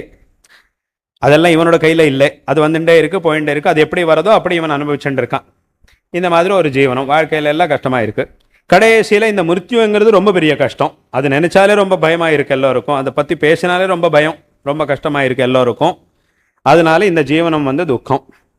அப்போது வெறும் இந்த மனித ஜன்மாவே இவனுக்கு திருப்பி திருப்பி வந்துட்டே இருந்தா, ஒன்றுக்கு அப்புறம் ஒன்று மனித ஜன்மா, இந்த 100 வருஷம் இருக்கக்கூடிய ஒரு மனித ஜன்மாவே, மனித பிறவியே வந்துட்டே இருந்தாலும் இந்த கலியுகம் ஒரு வாட்டி முடிக்கிறதுக்குள்ள எத்தனை வாட்டி இவனுக்கு மனித ஜன்மா எடுக்க வேண்டி வரும்? அது ரொம்ப பெரிய கணக்கு. இப்போ இந்த கலியுகம் ஆரம்பம் ஆனதுக்கு அப்புறம் இது வரைக்கும் எத்தனை வாட்டி இவனுக்கு மனித பிறவி கிடைச்சிருக்கு? இந்த ஒரு மனித பிறவிலேயே இவ்வளோ கஷ்டம் இருக்குன்னா இந்த ஒவ்வொரு மனித பிறவிலையும் எவ்வளோ கஷ்டம் இருக்கும். இன்னும் இதே மாதிரி போயிட்டே இருந்தால் எத்தனை கஷ்டங்கள் இருக்கும். ஆனால் இதெல்லாம் வெறும் கலியுகம் பற்றி பேசுகிற போது தான். இன்னும் வேற யுகங்கள் இருக்கே, இந்த துவாபர யுகம், திரேதா யுகம், கிருத யுகம், அதெல்லாம் இருக்குது. அதுலேயும் இந்த கலியுகம், இதுக்கு முன்னாடி இன்னொரு கலியுகம், இன்னொரு துவாபர யுகம் அதெல்லாம் இருந்தது. அப்படியெல்லாம் அதான் இதுதான், இதை பற்றி தான் அதில் வரும். இந்த த்விதீய பரார்த்தே வைவஸ்வத மன்வந்தரே கலியுகே பிரதம பாதைன்னா அதில் எல்லாத்துக்கும் அர்த்தம் இதுதான். அதுக்கு என்ன அர்த்தம் அப்படின்னு எல்லோரும் பார்த்தேன்னா உங்களுக்கே புரிஞ்சிடும். அதனால இந்த இருக்கிற யுகங்கள்லேயே கலியுகம்தான் ரொம்ப சின்னது. மற்ற யுகங்கள் எல்லாம் இன்னும் பெரிய யுகங்கள். அதனால இந்த வெறும் கலியுகத்தை நீங்கள் எடுத்துட்டு பார்த்தேன்னா ஒரு கலியுகத்தம் ஆகிறதுக்குள்ள எத்தனை வாட்டி ஜன்மம்ங்கிறது ஜன்மத்தை அடைய வேண்டி இருக்கு. ஒவ்வொரு ஜன்மத்திலும் எவ்வளோ கஷ்டம் இருக்கும். இது பார்த்தா ரொம்ப கஷ்டம். இதுக்கு ஒரு கணக்கே இல்லை. அதுக்கு தான் இந்த அனந்த சம்சாரம் அப்படின்னு சொல்றார். இந்த சம்சாரம்ங்கிறது அனந்தம் அப்படின்னு அதுக்காக தான் சொல்றார். அதனால என்னன்னா இந்த தர்மானுஷ்டானம், இந்த ஆச்சரணம், இது எல்லாத்தையும் நான் பண்றதில்லை அப்படின்னு ஒருவேளை சொன்னா இது இப்படியே போயிட்டே இருக்கும். பண்றதில்லைன்னா என்ன ஆகும்? இப்போ எந்த துக்கம்ங்கிறது இருக்கும், இது அப்படியே போயிட்டே இருக்கும். அவ்வளோதான். இதுக்கு ஒரு இது எப்படியே எப்போவுமே இந்த ஜன்மம், இன்னொரு ஜன்மம், இன்னொரு ஜன்மம், இன்னொரு ஜன்மம். ஏன்னா ஒரு ஜீவாத்மனா இருந்தால் அவன் சும்மா இருக்க முடியாது. ஏதோ பண்ணிட்டே இருப்பான், ஏதோ ஒரு வேலை பண்ணிட்டே இருப்பான். அந்த ஒவ்வொரு வேலை பண்ணுற போது அதிலிருந்து இப்போ சொன்ன மாதிரி அந்த அக்கௌண்ட்டுக்கு வந்து ஏதோ புண்ணியமோ பாப்பமோ ஏதோ வந்துட்டே இருக்கும். இவன் சும்மா உட்கார முடியாது, யாருமே சும்மா உட்கார முடியாது. ஏதோ ஒரு வேலை அவனோட பிரகிருதி படி ஏதோ ஒரு வேலை பண்ணிட்டே இருப்பான். யாரும் சும்மா இருக்க முடியாது. அந்த பண்ணுற போது புண்ணியம் பாப்பம் நிறைய வந்து இவன் அக்கௌண்ட்டுக்கு வந்து சேர்ந்துட்டே இருக்கு. அது வந்து அது அந்த புண்ணியம் பாப்பம் வந்து எடுத்தோன்னா அதுவும் சும்மா இருக்க முடியாது. அது வந்து பலத்தை கொடுத்து தான் ஆகணும். அது பலனை கொடுத்துட்டே இருக்கும். இவன் பண்ணிட்டே இருப்பான், பலனும் வந்துட்டே இருக்கும் இந்த ஜென்மம். அதுலேயும் இப்போ சொன்ன கணக்கில் வெறும் மனிதனாக பிறந்தாலும் இந்த கலியுகம் எல்லாம் ஆரம்பித்து இது வரைக்கும் நிறைய வாட்டி ஜன்மம் எடுக்க வேண்டி வரும். அதே வேறே ஒரு பிராணியாக பிறந்தா இவ்வளோ வருஷம் 100 வருஷம் இருக்காது. ஒவ்வொரு பிராணிக்கும் 100 வருஷம் 100 வருஷமெல்லாம் இருக்கிற பிராணிகள் ரொம்ப கம்மி தான். ஒரு விலங்காக பிறந்தா 1 வருஷம் 2 வருஷம் 3 வருஷம் 10 வருஷம் 15 வருஷம் அப்படி பார்த்தோம்னா அந்த கணக்கு இன்னும் ஜாஸ்தி ஆகிடும், இன்னும் ஜாஸ்தி ஆகும். இப்போ இந்த மனித பிறவில ஆனாலும் கொஞ்சம் சுகம் கிடைக்கிறது. இந்த பிராணி ஜன்மால சுகம் கிடைக்காது. பிராணி ஜன்மாங்கிறது வந்து இந்த விலங்கு ஜன்மாங்கிறது வந்து வெறும் துக்கத்தை அனுபவிக்கிறதுக்காக தான். இந்த தேவதா ஜன்மாங்கிறது வெறும் சுகத்தை அனுபவிக்கிறதுக்கு, மனித ஜன்மாங்கிறது சுகம் துக்கம் ரெண்டையும் அனுபவிக்கிறதுக்கு, இந்த பிராணி ஜன்மா வந்து வெறும் துக்கத்தை அனுபவிக்கிறதுக்கு. அதனால அந்த பிராணி ஜன்மம் ஏதாவது வந்ததுன்னா அப்போ எத்தனை வாட்டி பிறக்க வேண்டி வரும்? அது பார்த்தா அதுவும் ரொம்ப பெரிய கணக்காயிடும். ஏன்னா இந்த பிராணிகளுக்குள்ள 1 மாதம் 2 மாதம் இருக்கிற பிராணிகளும் இருக்கு. 10 நாள் 15 நாள் மட்டும் வாழக்கூடிய பிராணிகளும் இருக்கின்றன. அதனால் இதெல்லாம் பார்த்தா அந்த கணக்கு இன்னும் ரொம்ப ஜாஸ்தி ஆகிடும். அதனால் இது இப்படியே போயிட்டே இருக்கும். இல்லை வந்து நாங்கள் வந்து எந்த சாதாரண இந்த தர்மானுஷ்டானம் இதெல்லாம் பண்ணுறதில்லை அப்படின்னா அப்போ இது போயிட்டே இருக்கும். இது இந்த மாதிரி என்ன இருக்கும், இது இப்படியே போயிட்டே இருக்கும், இது நிற்காது. இது எங்கேயாவது நிறுத்தணும் அப்படி என்றால் இந்த தர்மாச்சரணத்தை பண்ணணும். இதை பண்ணினாதான் இதை நிறுத்த முடியும், அந்த சாஸ்வதமான சுகத்தை அடைய முடியும். அதனால இது வந்து எல்லோரும் நன்றாக தெரிஞ்சுக்கணும். அதனால்தான் எந்த ஆதுனிக காலமாக இருந்தாலும் இந்த உலகத்தில் இந்த சௌரியங்கள், இந்த டெக்னாலஜி இதெல்லாம் எவ்வளவு வந்தாலும் இந்த தர்மம் அதர்மம் மட்டும் என்னைக்கும் மாறாது. உலகம் மாறிண்டே இருக்கலாம். இந்த உலகம் மாறுறதுனால இந்த தர்மம் மாறிடும் அப்படின்னு யாருமே சொல்ல முடியாது. உலகம் எப்படி மாறிண்டே இருந்தாலும் இந்த தர்மங்கள் வந்து அப்படி தான் இருக்கும். இந்த தர்மத்தால் வரக்கூடிய சுகம், அதர்மத்தால் வரக்கூடிய துக்கம் அது அப்படி தான் இருக்கும், அது மாறாது. இப்போ இந்த உலகத்தில் சில விஷயங்களை யாருமே மாற்ற முடியாது. சில விஷயங்களை மாற்றலாம், ஆனால் சில விஷயங்களை யாருமே மாற்ற முடியாது. எப்படி? இப்போ எல்லோரும் என்ன பண்ணுறார்? கண்ணால் பார்க்குறார், காதால் கேட்குறார். இது என்றைக்கும் மாற்ற முடியாது. இல்லை முன்னாடி இருந்த எல்லோரும் கண்ணால் பார்த்துட்டு இருந்தார், காதால் கேட்டுட்டு இருந்தார். இப்போ காலம் எல்லாம் மாறிடுத்தோ, அதனால் இப்போ நான் காதிலிருந்து பார்ப்பேன், கண்ணால் கேட்பேன் அப்படின்னு யாரும் சொல்ல முடியாது. அது எவ்வளோ பெரிய சயின்டிஸ்ட் வந்தாலும் இதை மாற்ற முடியாது. ஏன்னா அது எப்படி இருக்கோ அது அப்படி தான் எடுத்துக்கணும். நீ இன்னும் கண்ணால் தான் பார்க்கணும், காதால் தான் கேட்கணும். இது யாருமே மாற்ற முடியாது. ஏன்னா இந்த உலகத்தில் சில விஷயங்களை யாருமே மாற்ற முடியாது. அதே மாதிரி இந்த தர்மமும் அதே மாதிரி தான். அதனால் இதையும் யாரும் மாற்ற முடியும். இந்த தர்மத்தினுடைய பலன் சுகம், அதர்மத்தினுடைய பலன் துக்கம். அதனால் இது இருக்கிற வரைக்கும் துக்கம் இருக்கும் என்கிற ஒரு விஷயத்தை யாருமே மாற்ற முடியாது. அதனால் இதை எல்லோரும் நன்றாக தெரிஞ்சுக்கணும்.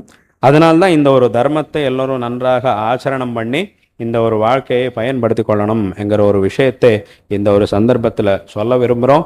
இந்த ஒரு வழியை காட்டுவதற்காக தான் ஜெகத்குரு ஆதிசங்கர பகவத்பாதாள் அவர் எல்லோரும் அவதாரம் பண்ணி அவருடைய உபதேசங்களில் இந்த மாதிரி ஒரு நல்ல வழியை அவர் இந்த உலகத்துக்கு காட்டி கொடுத்திருக்கார். இந்த வேதம், சாஸ்திரம், புராணம், இதிகாசம், இந்த எல்லா கிரந்தங்களும் வந்தது இதுக்காக தான். இந்த ஒரு தத்துவம் இது ரொம்ப சிரேஷ்டமான ஒரு தத்துவம். இந்த காலத்தில் நிறைய பேர் ஹிந்து தர்மம் அப்படின்னா என்னன்னு கேட்டால் ஏதோ பூஜை பண்ணுறது, ஏதோ விளக்கேற்றுறது, ஏதோ குங்குமமோ ஏதோ பஸ்மமோ வச்சுக்கிறது, இவ்வளோ பண்ணிட்டா இந்து தர்மம் அப்படின்னு நினச்சி இவ்வளோதான் இந்த தர்மம் அப்படின்னு நிறைய பேர் நினச்சிட்டு இருக்கா. ஆனால் இதெல்லாமே இந்த தர்மத்தினுடைய ஒரு பாகம்தான். இன்னும் நம்ம உள்ளே போய் பார்த்தோம்னா இந்த தர்மம் பற்றி நிறைய இருக்குது. இந்த தர்மத்தில் நிறைய விஷயங்கள் இருக்குது. வெறும் இந்த மாதிரி 4-5 விஷயங்களை மட்டும் பார்த்துட்டு இதுதான் இந்த தர்மம் அப்படின்னு நினச்சிக்கிறார். ஆனால் ஒவ்வொரு விஷயத்தையும் நாம் உள்ளே போய் பார்த்தா நிறைய இருக்குது, நிறைய தெரிஞ்சுக்க வேண்டியது இருக்குது. இந்த ஆத்தியாத்மிகமான இந்த வேதாந்த தத்துவம், இந்த கர்ம சித்தாந்தம் முதலான இந்த நீதி தத்துவம் முதலான எல்லா விஷயங்களையும் பார்த்தா நிறைய விஷயங்கள் இருக்குது இந்த தர்மத்தில். அதனால் இதெல்லாமே இப்போ நாம் பார்க்கக்கூடியதெல்லாம் சில விஷயங்கள் தான், இந்த தர்மத்தில் இருக்கக்கூடிய சில விஷயங்கள் தான். அது யார் நன்னா படிச்சிருக்காரோ அவருக்கு தான் தெரியும். இந்த தர்மம் இந்த தர்மம் எவ்வளோ ஆழமாக இருக்குங்கிறது யாருக்கு தெரியும்? இப்போ ஏதோ ஒரு நதி பார்க்குறோம், இந்த நதி எவ்வளோ ஆழமாக இருக்குங்கிறது யாருக்கு தெரியும்? யார் சும்மா மேல் நின்றுட்டு பார்த்துட்டு இருக்கானோ அவனுக்கு தெரியாது. யார் உள்ளே போயிட்டு வந்திருக்கானோ அவனுக்கு தான் தெரியும் இது எவ்வளோ ஆழமாக இருக்குங்கிற விஷயத்தை. யார்கிட்டேருந்து நாம் கேட்கணும், யார்கிட்டேருந்து கேட்டு தெரிஞ்சுக்கணும். சும்மா மேல் நின்றுட்டு பார்த்துட்டு இருக்கிறவனே மேல் நின்றுட்டு 100 வருஷம் அப்படியே பார்த்துட்டு இருந்தாலும் அது எவ்வளோ ஆழமாக இருக்குங்கிறது தெரிஞ்சுக்க முடியாது. ஒருத்தன் மேலே நின்றுட்டு பார்த்துட்டே இருக்கான், அவங்கிட்ட போய் நீங்கள் கேட்டால் அவன் சரியாக சொல்ல முடியாது. யார் உள்ளே போய் பார்த்துருக்கானோ, ஒரு தடவையாவது உள்ளே போய் பார்த்துட்டு வந்திருக்கானோ அவங்கிட்ட தான் நாம் கேட்கணும், அவன்கிட்டேருந்து தான் நாம் தெரிஞ்சுக்க முடியும். அதே மாதிரி இந்த தர்மத்தின் பெருமை என்ன, இந்த தர்மம் எதுக்காக வேண்டியிருக்கு, இந்த எல்லா விஷயம் இந்த தர்மத்தில் என்னெல்லாம் சொல்லப்பட்டிருக்குங்கிற விஷயங்களை யார்கிட்டேருந்து தெரிஞ்சுக்கணும்?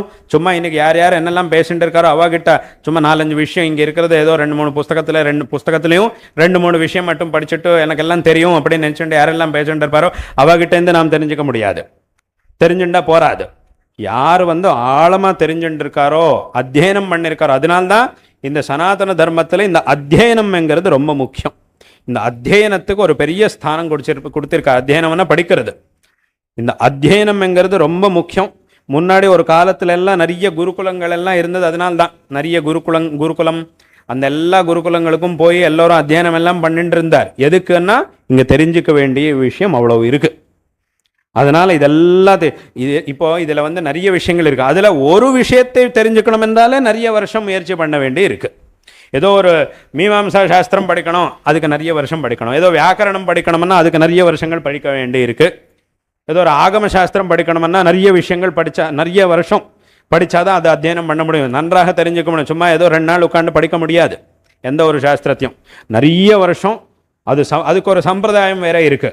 அந்த சம்பிரதாயம் படித்தாதான் எல்லாத்தையும் தெரிஞ்சுக்க முடியும். வேதாத்தியனம் பண்ணணும், சாஸ்திராத்தியனம் பண்ணணும். சாஸ்திரங்களையும் ஏதாவது ஒரு சாஸ்திரத்தை அத்தியனம் பண்ணணும்னா நிறைய வருஷங்கள் அதுக்காக உட்காந்து தினமும் ஒரு 8 மணி நேரம் 10 மணி நேரம் படிச்சுட்டே இருந்தால் தான் அதை நன்னா புரிஞ்சுக்க முடியும்.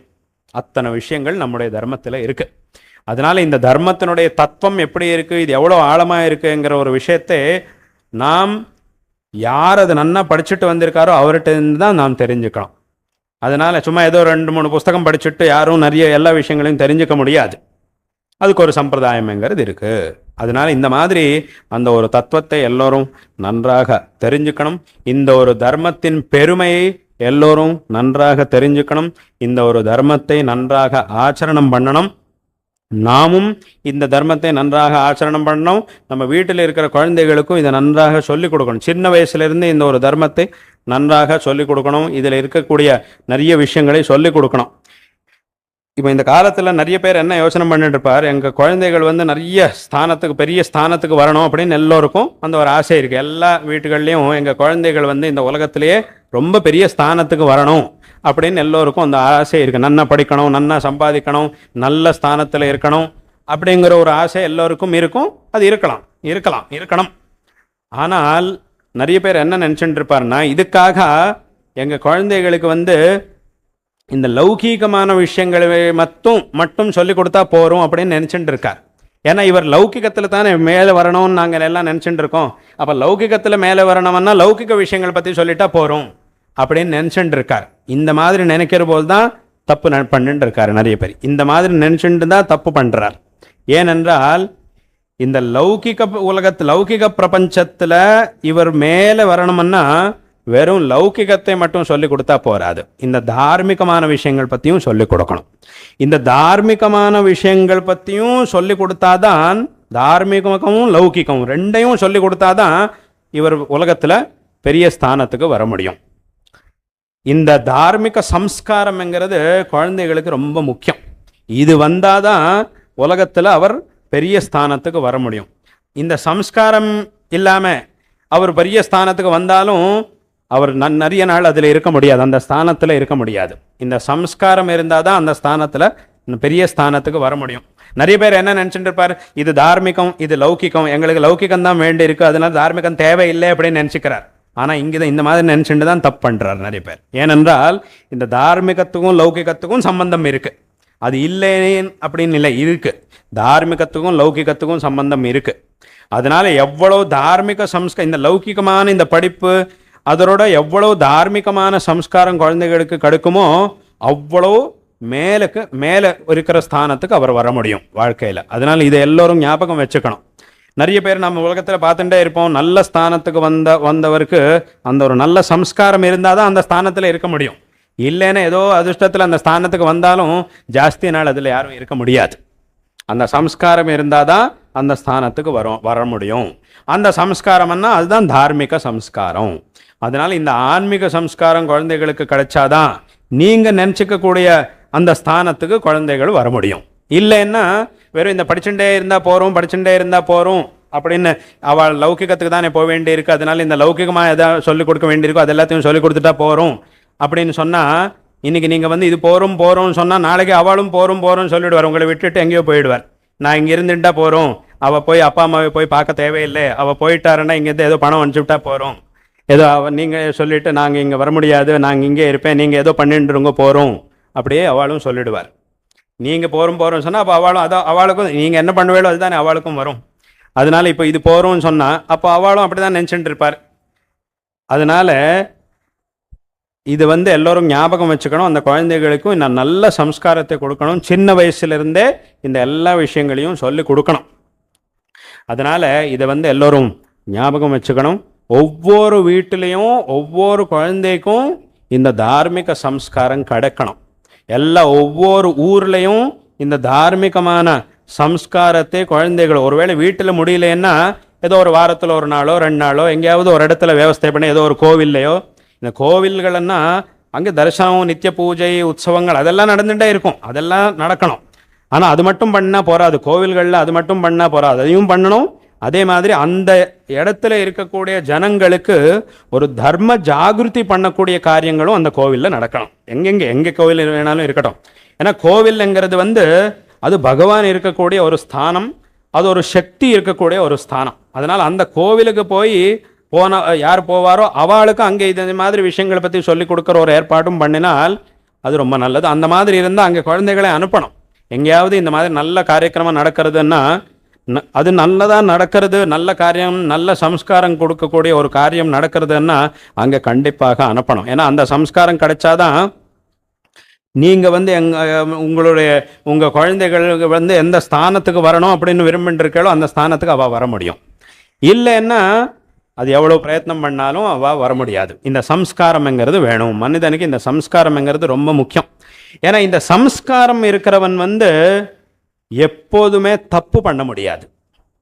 ஒரு பணக்காரன் தப்பு பண்ணுவான், ஒரு பண்டிதன் வந்து தப்பு பண்ணுவான், ஒரு பலசாலியா இருக்கிறவன் தப்பு பண்ணுவான், ஒரு அதிகார ஸ்தானத்தில் இருக்கிறவன் தப்பு பண்ணுவான். ஆனா ஒரு சம்ஸ்காரம் இருக்கிறவன் வந்து தப்பு பண்ண மாட்டான். தப்பு பண்ணிட்டு இருக்கான்னா அதனோட அர்த்தம் அவனுக்கு சம்ஸ்காரம் இல்லை அப்படின்னு அர்த்தம். இந்த பணம் இருக்கிறவன் வந்து தப்பு பண்ண மாட்டான்னு சொல்ல முடியாது. அவன் நல்ல காரியம் பண்ணான், தப்பான காரியம் பண்ணலாம். இந்த பணம் இருக்கிறவன் வந்து சம்ஸ்காரம் இருந்தால் நல்ல காரியம் பண்ணுவான், சம்ஸ்காரம் இல்லைன்னா தப்பான காரியம் பண்ணுவான். ஆனால் இந்த சம்ஸ்காரம் இருக்கிறவன் வந்து என்றைக்கும் தப்பான காரியத்தை பண்ண முடியும். சம்ஸ்காரம் தப்பு ரெண்டும் ஒரு இடத்துல இருக்க முடியாது. பணமும் தப்பு ரெண்டும் ஒரு இடத்துல இருக்க முடியும். சம்ஸ்காரம் பணம் ரெண்டும் ஒரு இடத்துல இருக்க முடியாது. அதனால் இந்த சம்ஸ்காரம்ங்கிறது தான் ரொம்ப முக்கியம். அப்பேற்பட்ட ஒரு சம்ஸ்காரம் வந்து எல்லா குழந்தைகளுக்கும் முக்கியமாக கிடைக்கணும். இது வந்தால் தான் அது இந்த மாதிரி ஒரு காரியம் எல்லா இடத்துலையும் நடக்கணும். ஒவ்வொரு ஊர்லேயும், ஒவ்வொரு கிராமத்துலேயும், ஒவ்வொரு வீட்டிலையும் இந்த மாதிரி குழந்தைகளுக்கு நல்ல சம்ஸ்காரம் கொடுக்கக்கூடிய ஒரு காரியக்கிரமம் நடக்கணும். ஒருவேளை வீட்டில் பண்ண முடியலன்னா எங்கே பண்ணுறாரோ அந்த இடத்துக்காவது அனுப்பணும். அந்த இடத்துக்கு ஏதோ வாரத்துக்கு ஒரு நாளோ 2 நாளோ எங்கெல்லாம் நடந்துட்டு இருக்கோ அந்த இடத்துக்கு அனுப்பணும். குழந்தைகளை வந்து அந்த இடத்துக்கு அனுப்பணும். அங்கே அவள் என்னெல்லாம் சொல்லிக் கொடுக்குறாரோ நல்ல விஷயங்களை சொல்லிக் கொடுக்கணும். என்னெல்லாம் நீதிகள், என்னெல்லாம் தர்மம் அதெல்லாம் இருக்கோ அது எல்லாத்தையும் அவளுக்கு சொன்னாதான் அவள் வாழ்க்கையில் நல்ல வழியில் இருப்பாள். எப்பவும் தப்பான வழிக்கு போகவே மாட்டாள். இந்த சம்ஸ்காரத்துக்கு தான் அந்த மாதிரி ஒரு சக்தி இருக்குது. ஒரு மனிதனை சரியான வழியில் தான் போகிற மாதிரி பண்ணக்கூடிய ஒரு சக்தி அந்த சம்ஸ்காரத்துக்கு தான் இருக்குது. அதனால் இந்த குழந்தைகளுக்கு ஒவ்வொரு வீட்லேயும் இந்த சம்ஸ்காரம்ங்கிறது கிடைக்கணும். அந்த மாதிரி ஒரு காரியம் எல்லா இடத்துலையும் நடக்கணும். இங்கே நடக்கிறதா இல்லையோ தெரியல, இங்கேயும் நடக்கணும். அந்த மாதிரி இந்த கிராமத்துலேயும் அந்த மாதிரி ஒரு காரியம் நடக்கணும். இப்போ வேத பாடசாலை நடந்துட்டுருக்கு, வேத பாடசாலை குழந்தைகள் எல்லாம் இருக்கா, எல்லாம் வேதாத்தியனம் பண்ணுறார், அதெல்லாம் நடந்துட்டு இருக்கு. ஆனால் இந்த எல்லா குழந்தைகளுக்கும் ஒரு சத்சங்கம், ஒரு சத்சம்ஸ்காரம் கொடுக்கக்கூடிய ஒரு காரியம் ஏதோ வாரத்தில் 1 நாளோ 2 நாளோ. இப்போ ஸ்கூலுக்கு எப்படியும் தினமும் போயிட்டே இருக்கார். ஆனால் அதோட எல்லா குழந்தைகளும் இங்கே இருக்கக்கூடிய எல்லா குழந்தைகளுக்கும் ஒரு நல்ல சம்ஸ்காரம் கொடுக்கக்கூடிய ஒரு காரியக்கிரமம் இங்கே நடந்துகிட்டே இருக்கணும். அது நடந்தால் தான் நல்ல வழியில் அவர் இருக்க முடியும். அதனால் இதையும் இந்த சந்தர்ப்பத்தில் சொல்ல விரும்புகிறோம். இந்த கோழிக்கோடு மகாநகரத்துக்கு இதுக்கு முன்னாடி எங்கள் பரமகுருநாதர் ஜெகத்குரு ஸ்ரீ ஸ்ரீ அபினவ வித்யாதீத மகாசுவாமிகளும் எங்கள் பராபர குரு எல்லோரும் அவருடைய யாத்திரைகளில் இந்த சுங்கேரி குரு பரம்பரைக்கும் இந்த கோழிக்கோடு மகாநகரத்துக்கும் ஒரு விசேஷமான குரு சிஷ்ய சம்பந்தம் இருக்குது. இங்கே இருக்கிற பக்தர்களுக்கும் சுங்கேரி பீட்டத்துக்கும் ஒரு விசேஷமான குரு சிஷ்ய சம்பந்தம் இருக்குது. ஆதிசங்கர் பகவத்பாதாள் இந்த சனாதன தர்மம் எப்போதுமே பிரச்சாரத்தில் இருக்கணும் அப்படிங்கிற ஒரு எண்ணத்தோட நம்முடைய பாரத தேசத்தின் 4 திசைகள்லையும் 4 ஆம்நாய பீட்டங்களை ஸ்தாபனம் பண்ணியிருக்காருங்கிறது எல்லோருக்கும் தெரிஞ்ச விஷயந்தான். இந்த 4 ஆம்நாய பீட்டங்களையும் இந்த தட்சிண பாரதத்தில் ஸ்ருங்கேரி க்ஷேத்திரத்தில் சாரதாம்பாளை பிரதிஷ்டாபனம் பண்ணி இந்த பீட்டத்தை ஸ்தாபனம் பண்ணியிருக்கார். அதனால்தான் இதுக்கு சாரதா பீடம். அதுவும் இந்த தட்சிண திசையின் பீட்டமாக இருக்கிறதுனால தட்சிணாம்நாய பீடம். அதையும் ஸ்ருங்கேரியில் ஸ்தாபனம் பண்ணதுனால தட்சிணாம்நாய ஸ்ருங்கேரி சாரதா பீடம் அப்படிங்கிற இந்த பீட்டத்துக்கு இந்த பேர் வந்திருக்கு. ஆரம்பத்திலிருந்து இந்த பீட்டத்தில் அவிச்சின்னமான ஒரு குரு பரம்பரை. இந்த பரம்பரையில் இருக்கிற ஆச்சாரியாள்கள் இந்த வழியில் போகும்போது இந்த கோழிக்கோடுக்கு வந்து இங்கே இருக்கிற பக்தர்களுக்கு எல்லோருக்கும் அனுகிரகம் பண்ணுறதுங்கிறது முன்னாடியிலேருந்து வந்துட்டு இருக்கிற ஒரு சம்பிரதாயம். எங்கள் பரமகுருநாதர் ஜெகத்குரு ஸ்ரீ அபினவ வித்யாதீத மகாசுவாமி அவருடைய முதல் யாத்திரையில் 6 வருஷம் யாத்திரை பண்ணியிருக்கார். சுங்கேரியிலிருந்து கிளம்பி 6 வருஷம் யாத்திரை பண்ணி 6 வருஷம் ஆனதுக்கப்புறம் திருப்பி சுங்கேரிக்கு வந்தார். அது அவர் பண்ணின முதல் யாத்திரை. 1956 அவர் ஒரு யாத்திரை பண்ணார். அந்த யாத்திரையில் காலட்டிக்கு முதல்ல சுங்கேரியிலிருந்து கிளம்பி காலட்டிக்கு வந்திருந்தார். அந்த காலட்டிக்கு போகும்போது இந்த கோழிக்கோடு வழியாக அவர் வந்து காலட்டிக்கு போயிருந்தார். அப்போ இங்கேயும் வந்து ஆசீர்வாதம் பண்ணி அனுகிரகம் பண்ணி இங்கேருந்து போயிருந்தார். அதுக்கப்புறம் நிறைய வாட்டி வந்திருந்தார். அதுக்கப்புறம் எங்கள் குருநாதரும் இங்கே வந்து ஆசீர்வாதம் பண்ணியிருக்கார். அதுக்கப்புறம் நாங்களும் எங்கள் குருநாதரோடு இங்கே யாத்திரை பண்ணும்போது இந்த தட்சிண பாரத யாத்திரை பண்ணுற போது இங்கே வந்திருந்தோம். அதுக்கப்புறம் நான் ஒரு வாட்டி இங்கே வந்திருந்தேன். இப்போது இந்த கும்பாபிஷேகத்துக்காக இன்றைக்கி இந்த சந்தர்ப்பத்தில் இங்கே வந்து இன்றைக்கி இந்த கும்பாபிஷேகம் பண்ணியிருக்கோம். இந்த கேரளத்துக்கு வந்து இந்த கேரளம் வந்து இந்த பாரதத்தில் இதுக்கு ஒரு விசேஷமான ஒரு ஸ்தானம் இருக்குது. இந்த கேரளம் எதுக்குன்னா முன்னாடியிலேருந்தே இங்கே பெரிய விசேஷமான க்ஷேத்திரங்கள் இந்த புராண பிரசித்தமாக இருக்கக்கூடிய க்ஷேத்திரங்கள் எல்லாம் இங்கே இருக்குது. அனந்த பத்மநாப சுவாமி க்ஷேத்திரம், குருவாயூரப்ப சுவாமி க்ஷேத்திரம், இந்த விருஷாச்சலேஸ்வர க்ஷேத்திரம், திரிசூரில் விருஷாச்சலேஸ்வர க்ஷேத்திரம், இந்த அம்பாள் க்ஷேத்திரங்கள் நிறைய இங்கெல்லாம் இருக்குது. அந்த க்ஷேத்திரங்கள் எல்லாம் இருக்கிறதுனால ரொம்ப புனிதமான ஒரு பூமி.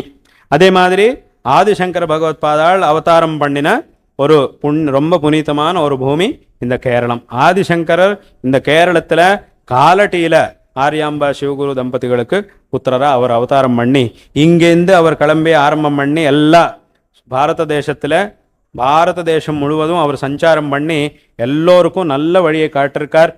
எல்லோருக்கும் இந்த மோட்ச மார்க்கத்தை காட்டுவதற்காக பிரம்மசூத்திர பாஷ்யம், உபனிஷத் பாஷ்யம், பிரஸ்தானத்ரய பாஷ்யம், அதே மாதிரி நிறைய பிரகரண கிரந்தங்களை எழுதியிருக்கார். அதே மாதிரி அந்த பகவானுடைய பக்தியை, பகவானோட விஷயத்தில் பக்தியோடு இருந்து பகவானுடைய அனுகிரகத்தை அடைவதற்காக நிறைய ஸ்தோத்திரங்களை ஆதிசங்கர் எழுதியிருக்கார். எப்படியும் நாளைக்கு அந்த ஸ்தோத்திர காரியக்கிரமம் தான், அந்த ஸ்தோத்திரங்களுடைய பாராயணம் காரியக்கிரமம் தான் நாளைக்கு நடக்க போகிறது. அந்த ஸ்தோத்திரங்கள்லேருந்து 3 ஸ்தோத்திரங்களின் பாராயணம் காரியக்கிரமம் நாளைக்கு நடக்க போகிறது. இந்த மாதிரி ரொம்ப அற்புதமான ஸ்தோத்திரங்களை ஆதிசங்கர் எழுதியிருக்கார், இந்த பகவானுடைய அனுகிரகத்தை அடைவதற்கு வேண்டிய ஒரு வழியை காட்டுவதற்காக. அதே மாதிரி இந்த மோகமுத்கரம், பிரஷ்னோத்தர ரத்னமாலிகா முதலான கிரந்தங்களை எழுதி அந்த கிரந்தங்களில் ஒரு நல்ல சமாஜம், இந்த ஒரு நல்ல தேசம், நல்ல சமாஜம், இதுக்கு வேண்டிய ஒரு என்னெல்லாம் பண்ண வேண்டியிருக்கோ அந்த எல்லா விஷயங்களையும் இந்த கிரந்தங்களில் உபதேசம் பண்ணியிருக்கார். இந்த பிரஷ்னோத்தர ரத்னமாலிகா, இந்த மோகமுத்கரம் முதலான கிரந்தங்களில் ஆதிசங்கர் உபதேசம் பண்ணின விஷயங்களை ஒரு நாஸ்திகனாக இருந்தாலும் அவனுக்கு வேண்டி இருக்கு. ஒரு நாஸ்திகனாக இருந்தாலும் அவனுக்கும் நல்லது நடக்கணும்னா இங்கே ஆதிசங்கர் சொன்ன மாதிரி தான் பண்ணணும். அந்த மாதிரி விஷயங்களை சொல்லியிருக்கார். அப்புறம் இதெல்லாம் பழைய காலத்தின் விஷயங்கள், இப்போ அந்த விஷயங்கள் எல்லாம் தேவையில்லைன்னு சொல்ல முடியாது. இன்றைக்கும் அங்கே இருக்கிற விஷயங்கள் எல்லோருக்கும் வேண்டிய விஷயங்கள் தான். அந்த மாதிரி விஷயங்களே ஆதிசங்கர் இந்த பிரஷ்னோத்தர ரத்னமாலிகா முதலான கிரந்தங்களில் சொல்லியிருக்கார். இந்த மாதிரி எல்லோருக்குமே ஒரு நல்ல அந்த மோட்ச மார்க்கத்தையும் உபதேசம் பண்ணியிருக்கார். இந்த பகவானுடைய அனுகிரகத்தை அடைவதற்கு வேண்டிய ஒரு வழியையும் காட்டியிருக்கார். ஒரு நல்ல தேசம், நல்ல சமாஜம், இந்த தேசத்தில் எப்போதுமே ஒரு நல்ல ஸ்திதி இருக்கிறதுக்கு, எல்லோருமே சுகமாக வாழக்கூடிய ஒரு நல்ல தேசத்தை நிர்மாணம் பண்ணுறது எப்படிங்கிற விஷயங்களையும் இதில் சொல்லியிருக்கார். பிரஷ்னோத்தர ரத்னமாலிகா முதலான விஷயங்களை சொல்லியிருக்கார், கிரந்தங்களில் சொல்லியிருக்கார். இந்த மாதிரி எல்லா விதமான விஷயங்களும் ஒரு மனிதனுடைய நன்மைக்காக வேண்டிய எல்லா விஷயங்களையும் ஆதிசங்கர் உபதேசம் பண்ணியிருக்கார். அவர் அவதாரம் பண்ணின புனிதமான க்ஷேத்திரம் இந்த காலட்டி க்ஷேத்திரம், அது இங்கே கேரளத்தில் இருக்கிறது ரொம்ப சந்தோஷமான ஒரு விஷயம். அதனால தான் இந்த கேரளத்தில் எப்போதுமே இந்த யாத்திரையெல்லாம் நிறைய யாத்திரைகள் எல்லாம் நடந்துகிட்டே இருக்கும். அந்த யாத்திரைகளில் இப்போ இங்கே வந்திருக்கோம், ரொம்ப சந்தோஷகரமான ஒரு விஷயம். அப்புறம் இங்கே இன்னொரு விஷயம் என்னென்னா, இந்த கேரளத்தில் இப்போ வேறு இடத்துல எல்லாம் சம்சாரம் அப்படின்னா என்ன, ஏதோ இந்த ஜன்மா, அந்த குடும்பம், அந்த வேலை, அப்புறம் இவன் பண்ணக்கூடிய வேலைகள் அதெல்லாம் இருக்குது. அதெல்லாத்துக்கும் சம்சாரம் அப்படின்னு சொல்லுவார். இவன் பண்ணக்கூடிய வேலை, பரிவாரம், இதுவும் அந்த எல்லாம் என்னெல்லாம் பண்ண வேண்டியிருக்கோ அதெல்லாத்துக்கும் சம்சாரம்னு சொல்லுவார். ஆனால் இந்த தமிழில் சம்சாரம் அப்படின்னு எதுக்கு சொல்கிறாருன்னா, இந்த கல்யாணம் பண்ணிட்டா சம்சாரம் வந்துட்டுருக்கு தமிழில். வேறே பாஷையிலெல்லாம் இதெல்லாத்துக்கும் சம்சாரம்னு சொல்கிறார். இந்த தமிழில் கல்யாணம் பண்ணதுக்கப்புறம் பத்னிக்கு சம்சாரம் அப்படின்னு சொல்லிட்டு இருக்கார். யாரும் தப்பாக நினச்சிக்காதுங்க, அப்படி தான் இருக்குது, அந்த பாஷையில் அப்படி தான் இருக்குது. அதனால் என்ன ஆகிட்டு இருக்குன்னா, இப்போ வேறு இடங்கள்லாம் இதெல்லாம் இருந்தால் சம்சாரம் வருது. இந்த தமிழில் மட்டும் இந்த கல்யாணம் பண்ணதுக்கு அப்புறமே சம்சாரம் வந்துடுறது. ஆனால் இந்த கேரளத்தில் மட்டும் பேசினாலே சம்சாரம் வந்துடுறது, பேச்சே சம்சாரம். அதுதான் சாஸ்திரத்தில் சொல்லியிருக்கார். நீ பேசினா, நீ வேண்டாத பேச்சுகள் எல்லாம் பேசினா அதுதான் சம்சாரம். அப்பா நீ என்ன பேசினாலும் எது வேண்டி இருக்கோ அது சம்சாரம், அது பேசு அப்படின்னு சாஸ்திரம் சொல்கிறது. இந்த மலையாளத்தில் இந்த சம்சாரம்னாலே பேசுறதுக்கு இந்த சம்சார சப்தத்தை உபயோகம் பண்ணிட்டு இருக்கார். அதனால என்ன அர்த்தம்னா, அதனால தான் இந்த சாஸ்திரத்துக்கு ரொம்ப கிட்டக்கு இருக்குது. சாஸ்திரத்துக்கு ரொம்ப கிட்டக்கு இருக்கக்கூடியது இங்கே இருக்கிற பாஷையில் இருக்கிற சப்தம். ஏன்னா நீ பேசுறதுக்கே சம்சாரிக்கிறதுன்னா இது பேசுறது, அப்படி சம்சாரிச்சோன்னா பேசுறதுன்னு தான் அர்த்தம் வருது. ஏன்னா சாஸ்திரத்தில் என்ன சொல்லியிருக்குன்னா, நானுத்தியாயாத் பகூன் சப்தான் வாச்சோ விக்லாபனம் ஹி தத்து அப்படின்னு பிருஹதாரண்யக உபனிஷத்து சொல்லியிருக்கு. என்ன அதனோட அர்த்தம்னா, நீ நிறைய பேசக்கூடாது அப்படின்னு சொல்லியிருக்கிறது உபனிஷத்து. நீ நிறைய பேசினேன்னா அது சும்மா உன்னோட கண்டத்துக்கு சிரமம் கொடுக்கறது தான், உன்னோட தொண்டைக்கு ரொம்ப சிரமந்தான் ஆகும், அதனால் நிறைய பேச வேண்டாம் அப்படின்னு சொன்னார். அப்படின்னா அதனோட அர்த்தம் என்ன? நிறைய பேசக்கூடாதுன்னா கொஞ்சம் பேசணும்ங்கிறது அதனோட அர்த்தம். நிறைய நீ பேசவே வேண்டாம்னு சொல்லலை, நிறைய பேச வேண்டாம்னு சொன்னார். நிறைய பேச வேண்டாம்னா அதனோட அர்த்தம் என்ன? கொஞ்சம் பேசணும்.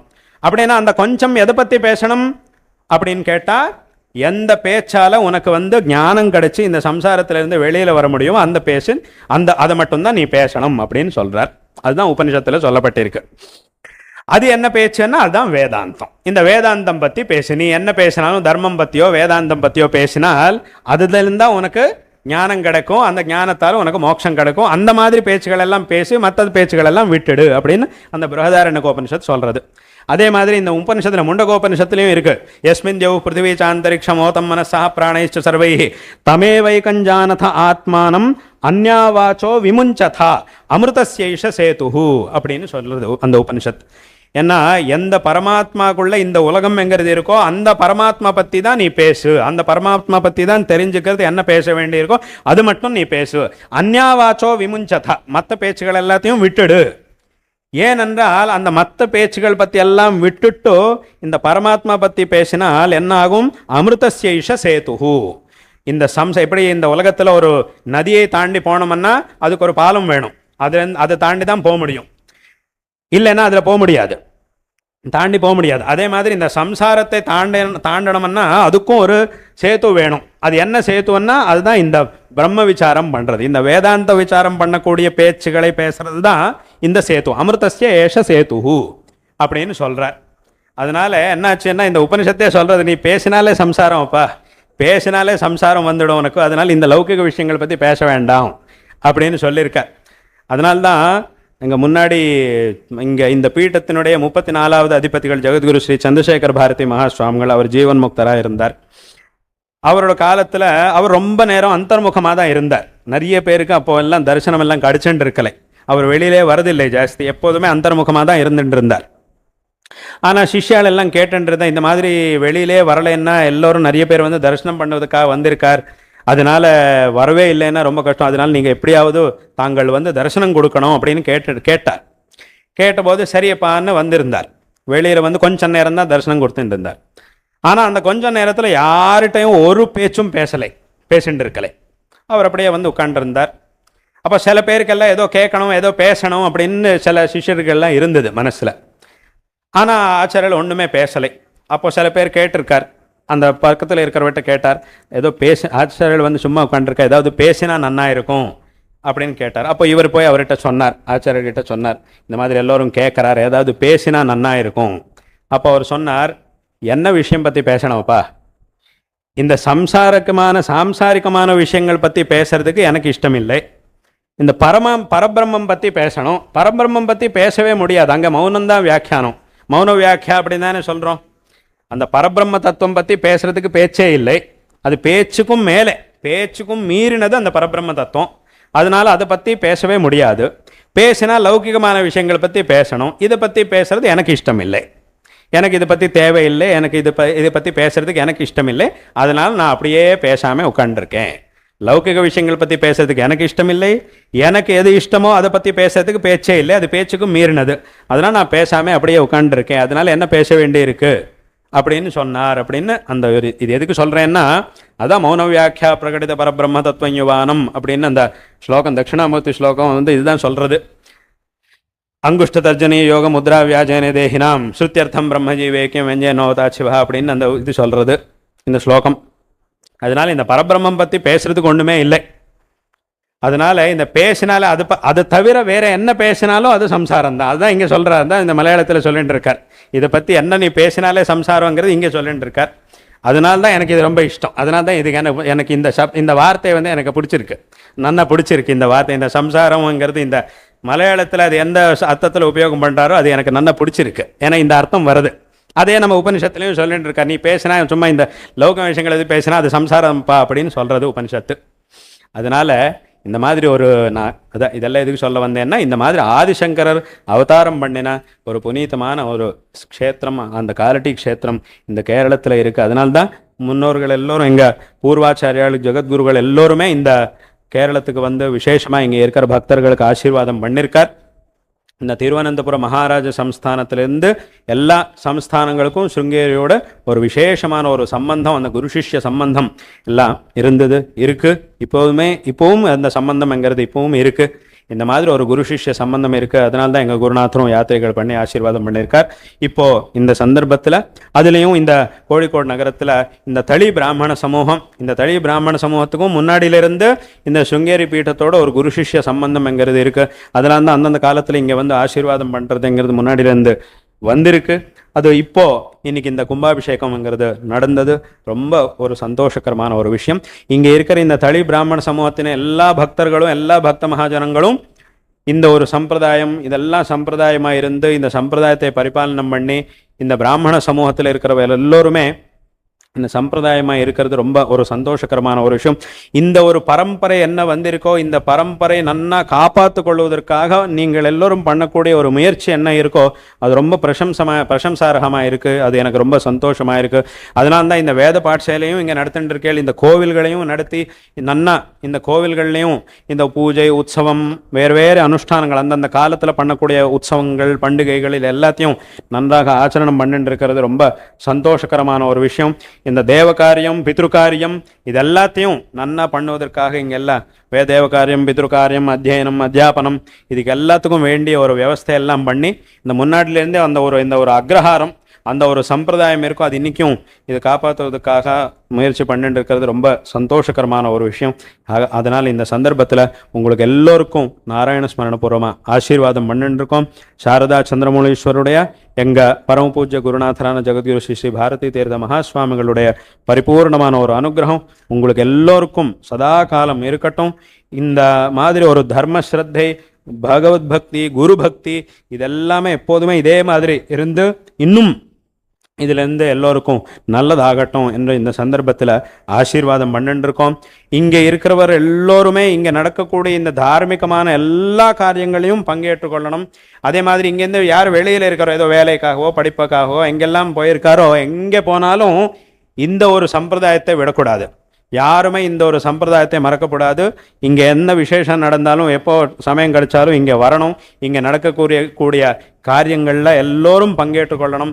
எல்லோரும் இதில் கலந்துக்கணுங்கிற ஒரு விஷயத்தை இங்கே இருக்கிறவாளும் வெளியில் இருக்கிறவாளும் எல்லோருமே இதுக்கு சேர்ந்தவர் எல்லோருமே இங்கே நடக்கக்கூடிய எல்லா காரியக்கிரமங்களையும் பங்கேற்று கொண்டு அந்த பகவானுடைய குருவுடைய அனுகிரகத்துக்கு பாத்திரம் ஆகணும் அப்படின்னு இந்த சந்தர்ப்பத்தில் சொல்லி எல்லோருக்கும் நாராயண ஸ்மரணபூர்வமாக ஆசீர்வாதம் பண்ணிட்டு இருக்கோம். இந்த ஒரு சந்தர்ப்பத்தில் இந்த தளி பிராமண சமூகம் இப்போது இந்த பிராமண சமூகத்தை பிரசிடெண்ட்டாக இருக்கார் ரவி மற்றும் அவரோட இருக்கிறவர் எல்லோருக்கும் நாம் நாராயண ஸ்மரணபூர்வமாக ஆசீர்வாதம் பண்ணிட்டு இருக்கோம். இன்னைக்கு இங்கே வந்திருக்கக்கூடிய எல்லா பக்தர்களுக்கும் இந்த ஊர் இந்த வெளியிலேருந்து வந்திருக்கக்கூடிய எல்லா பக்தர்களுக்கும் எல்லோருக்கும் நாம் ஆசீர்வாதம் பண்ணிட்டு இருக்கோம்.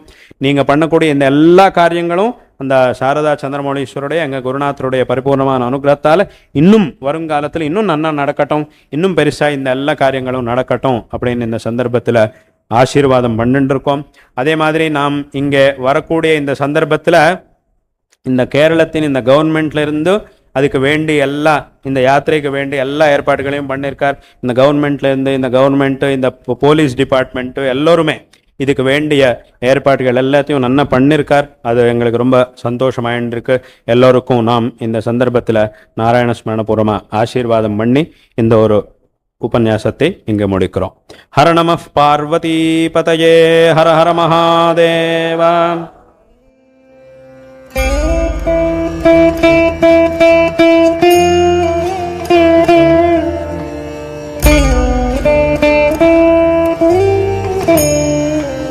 Thank you.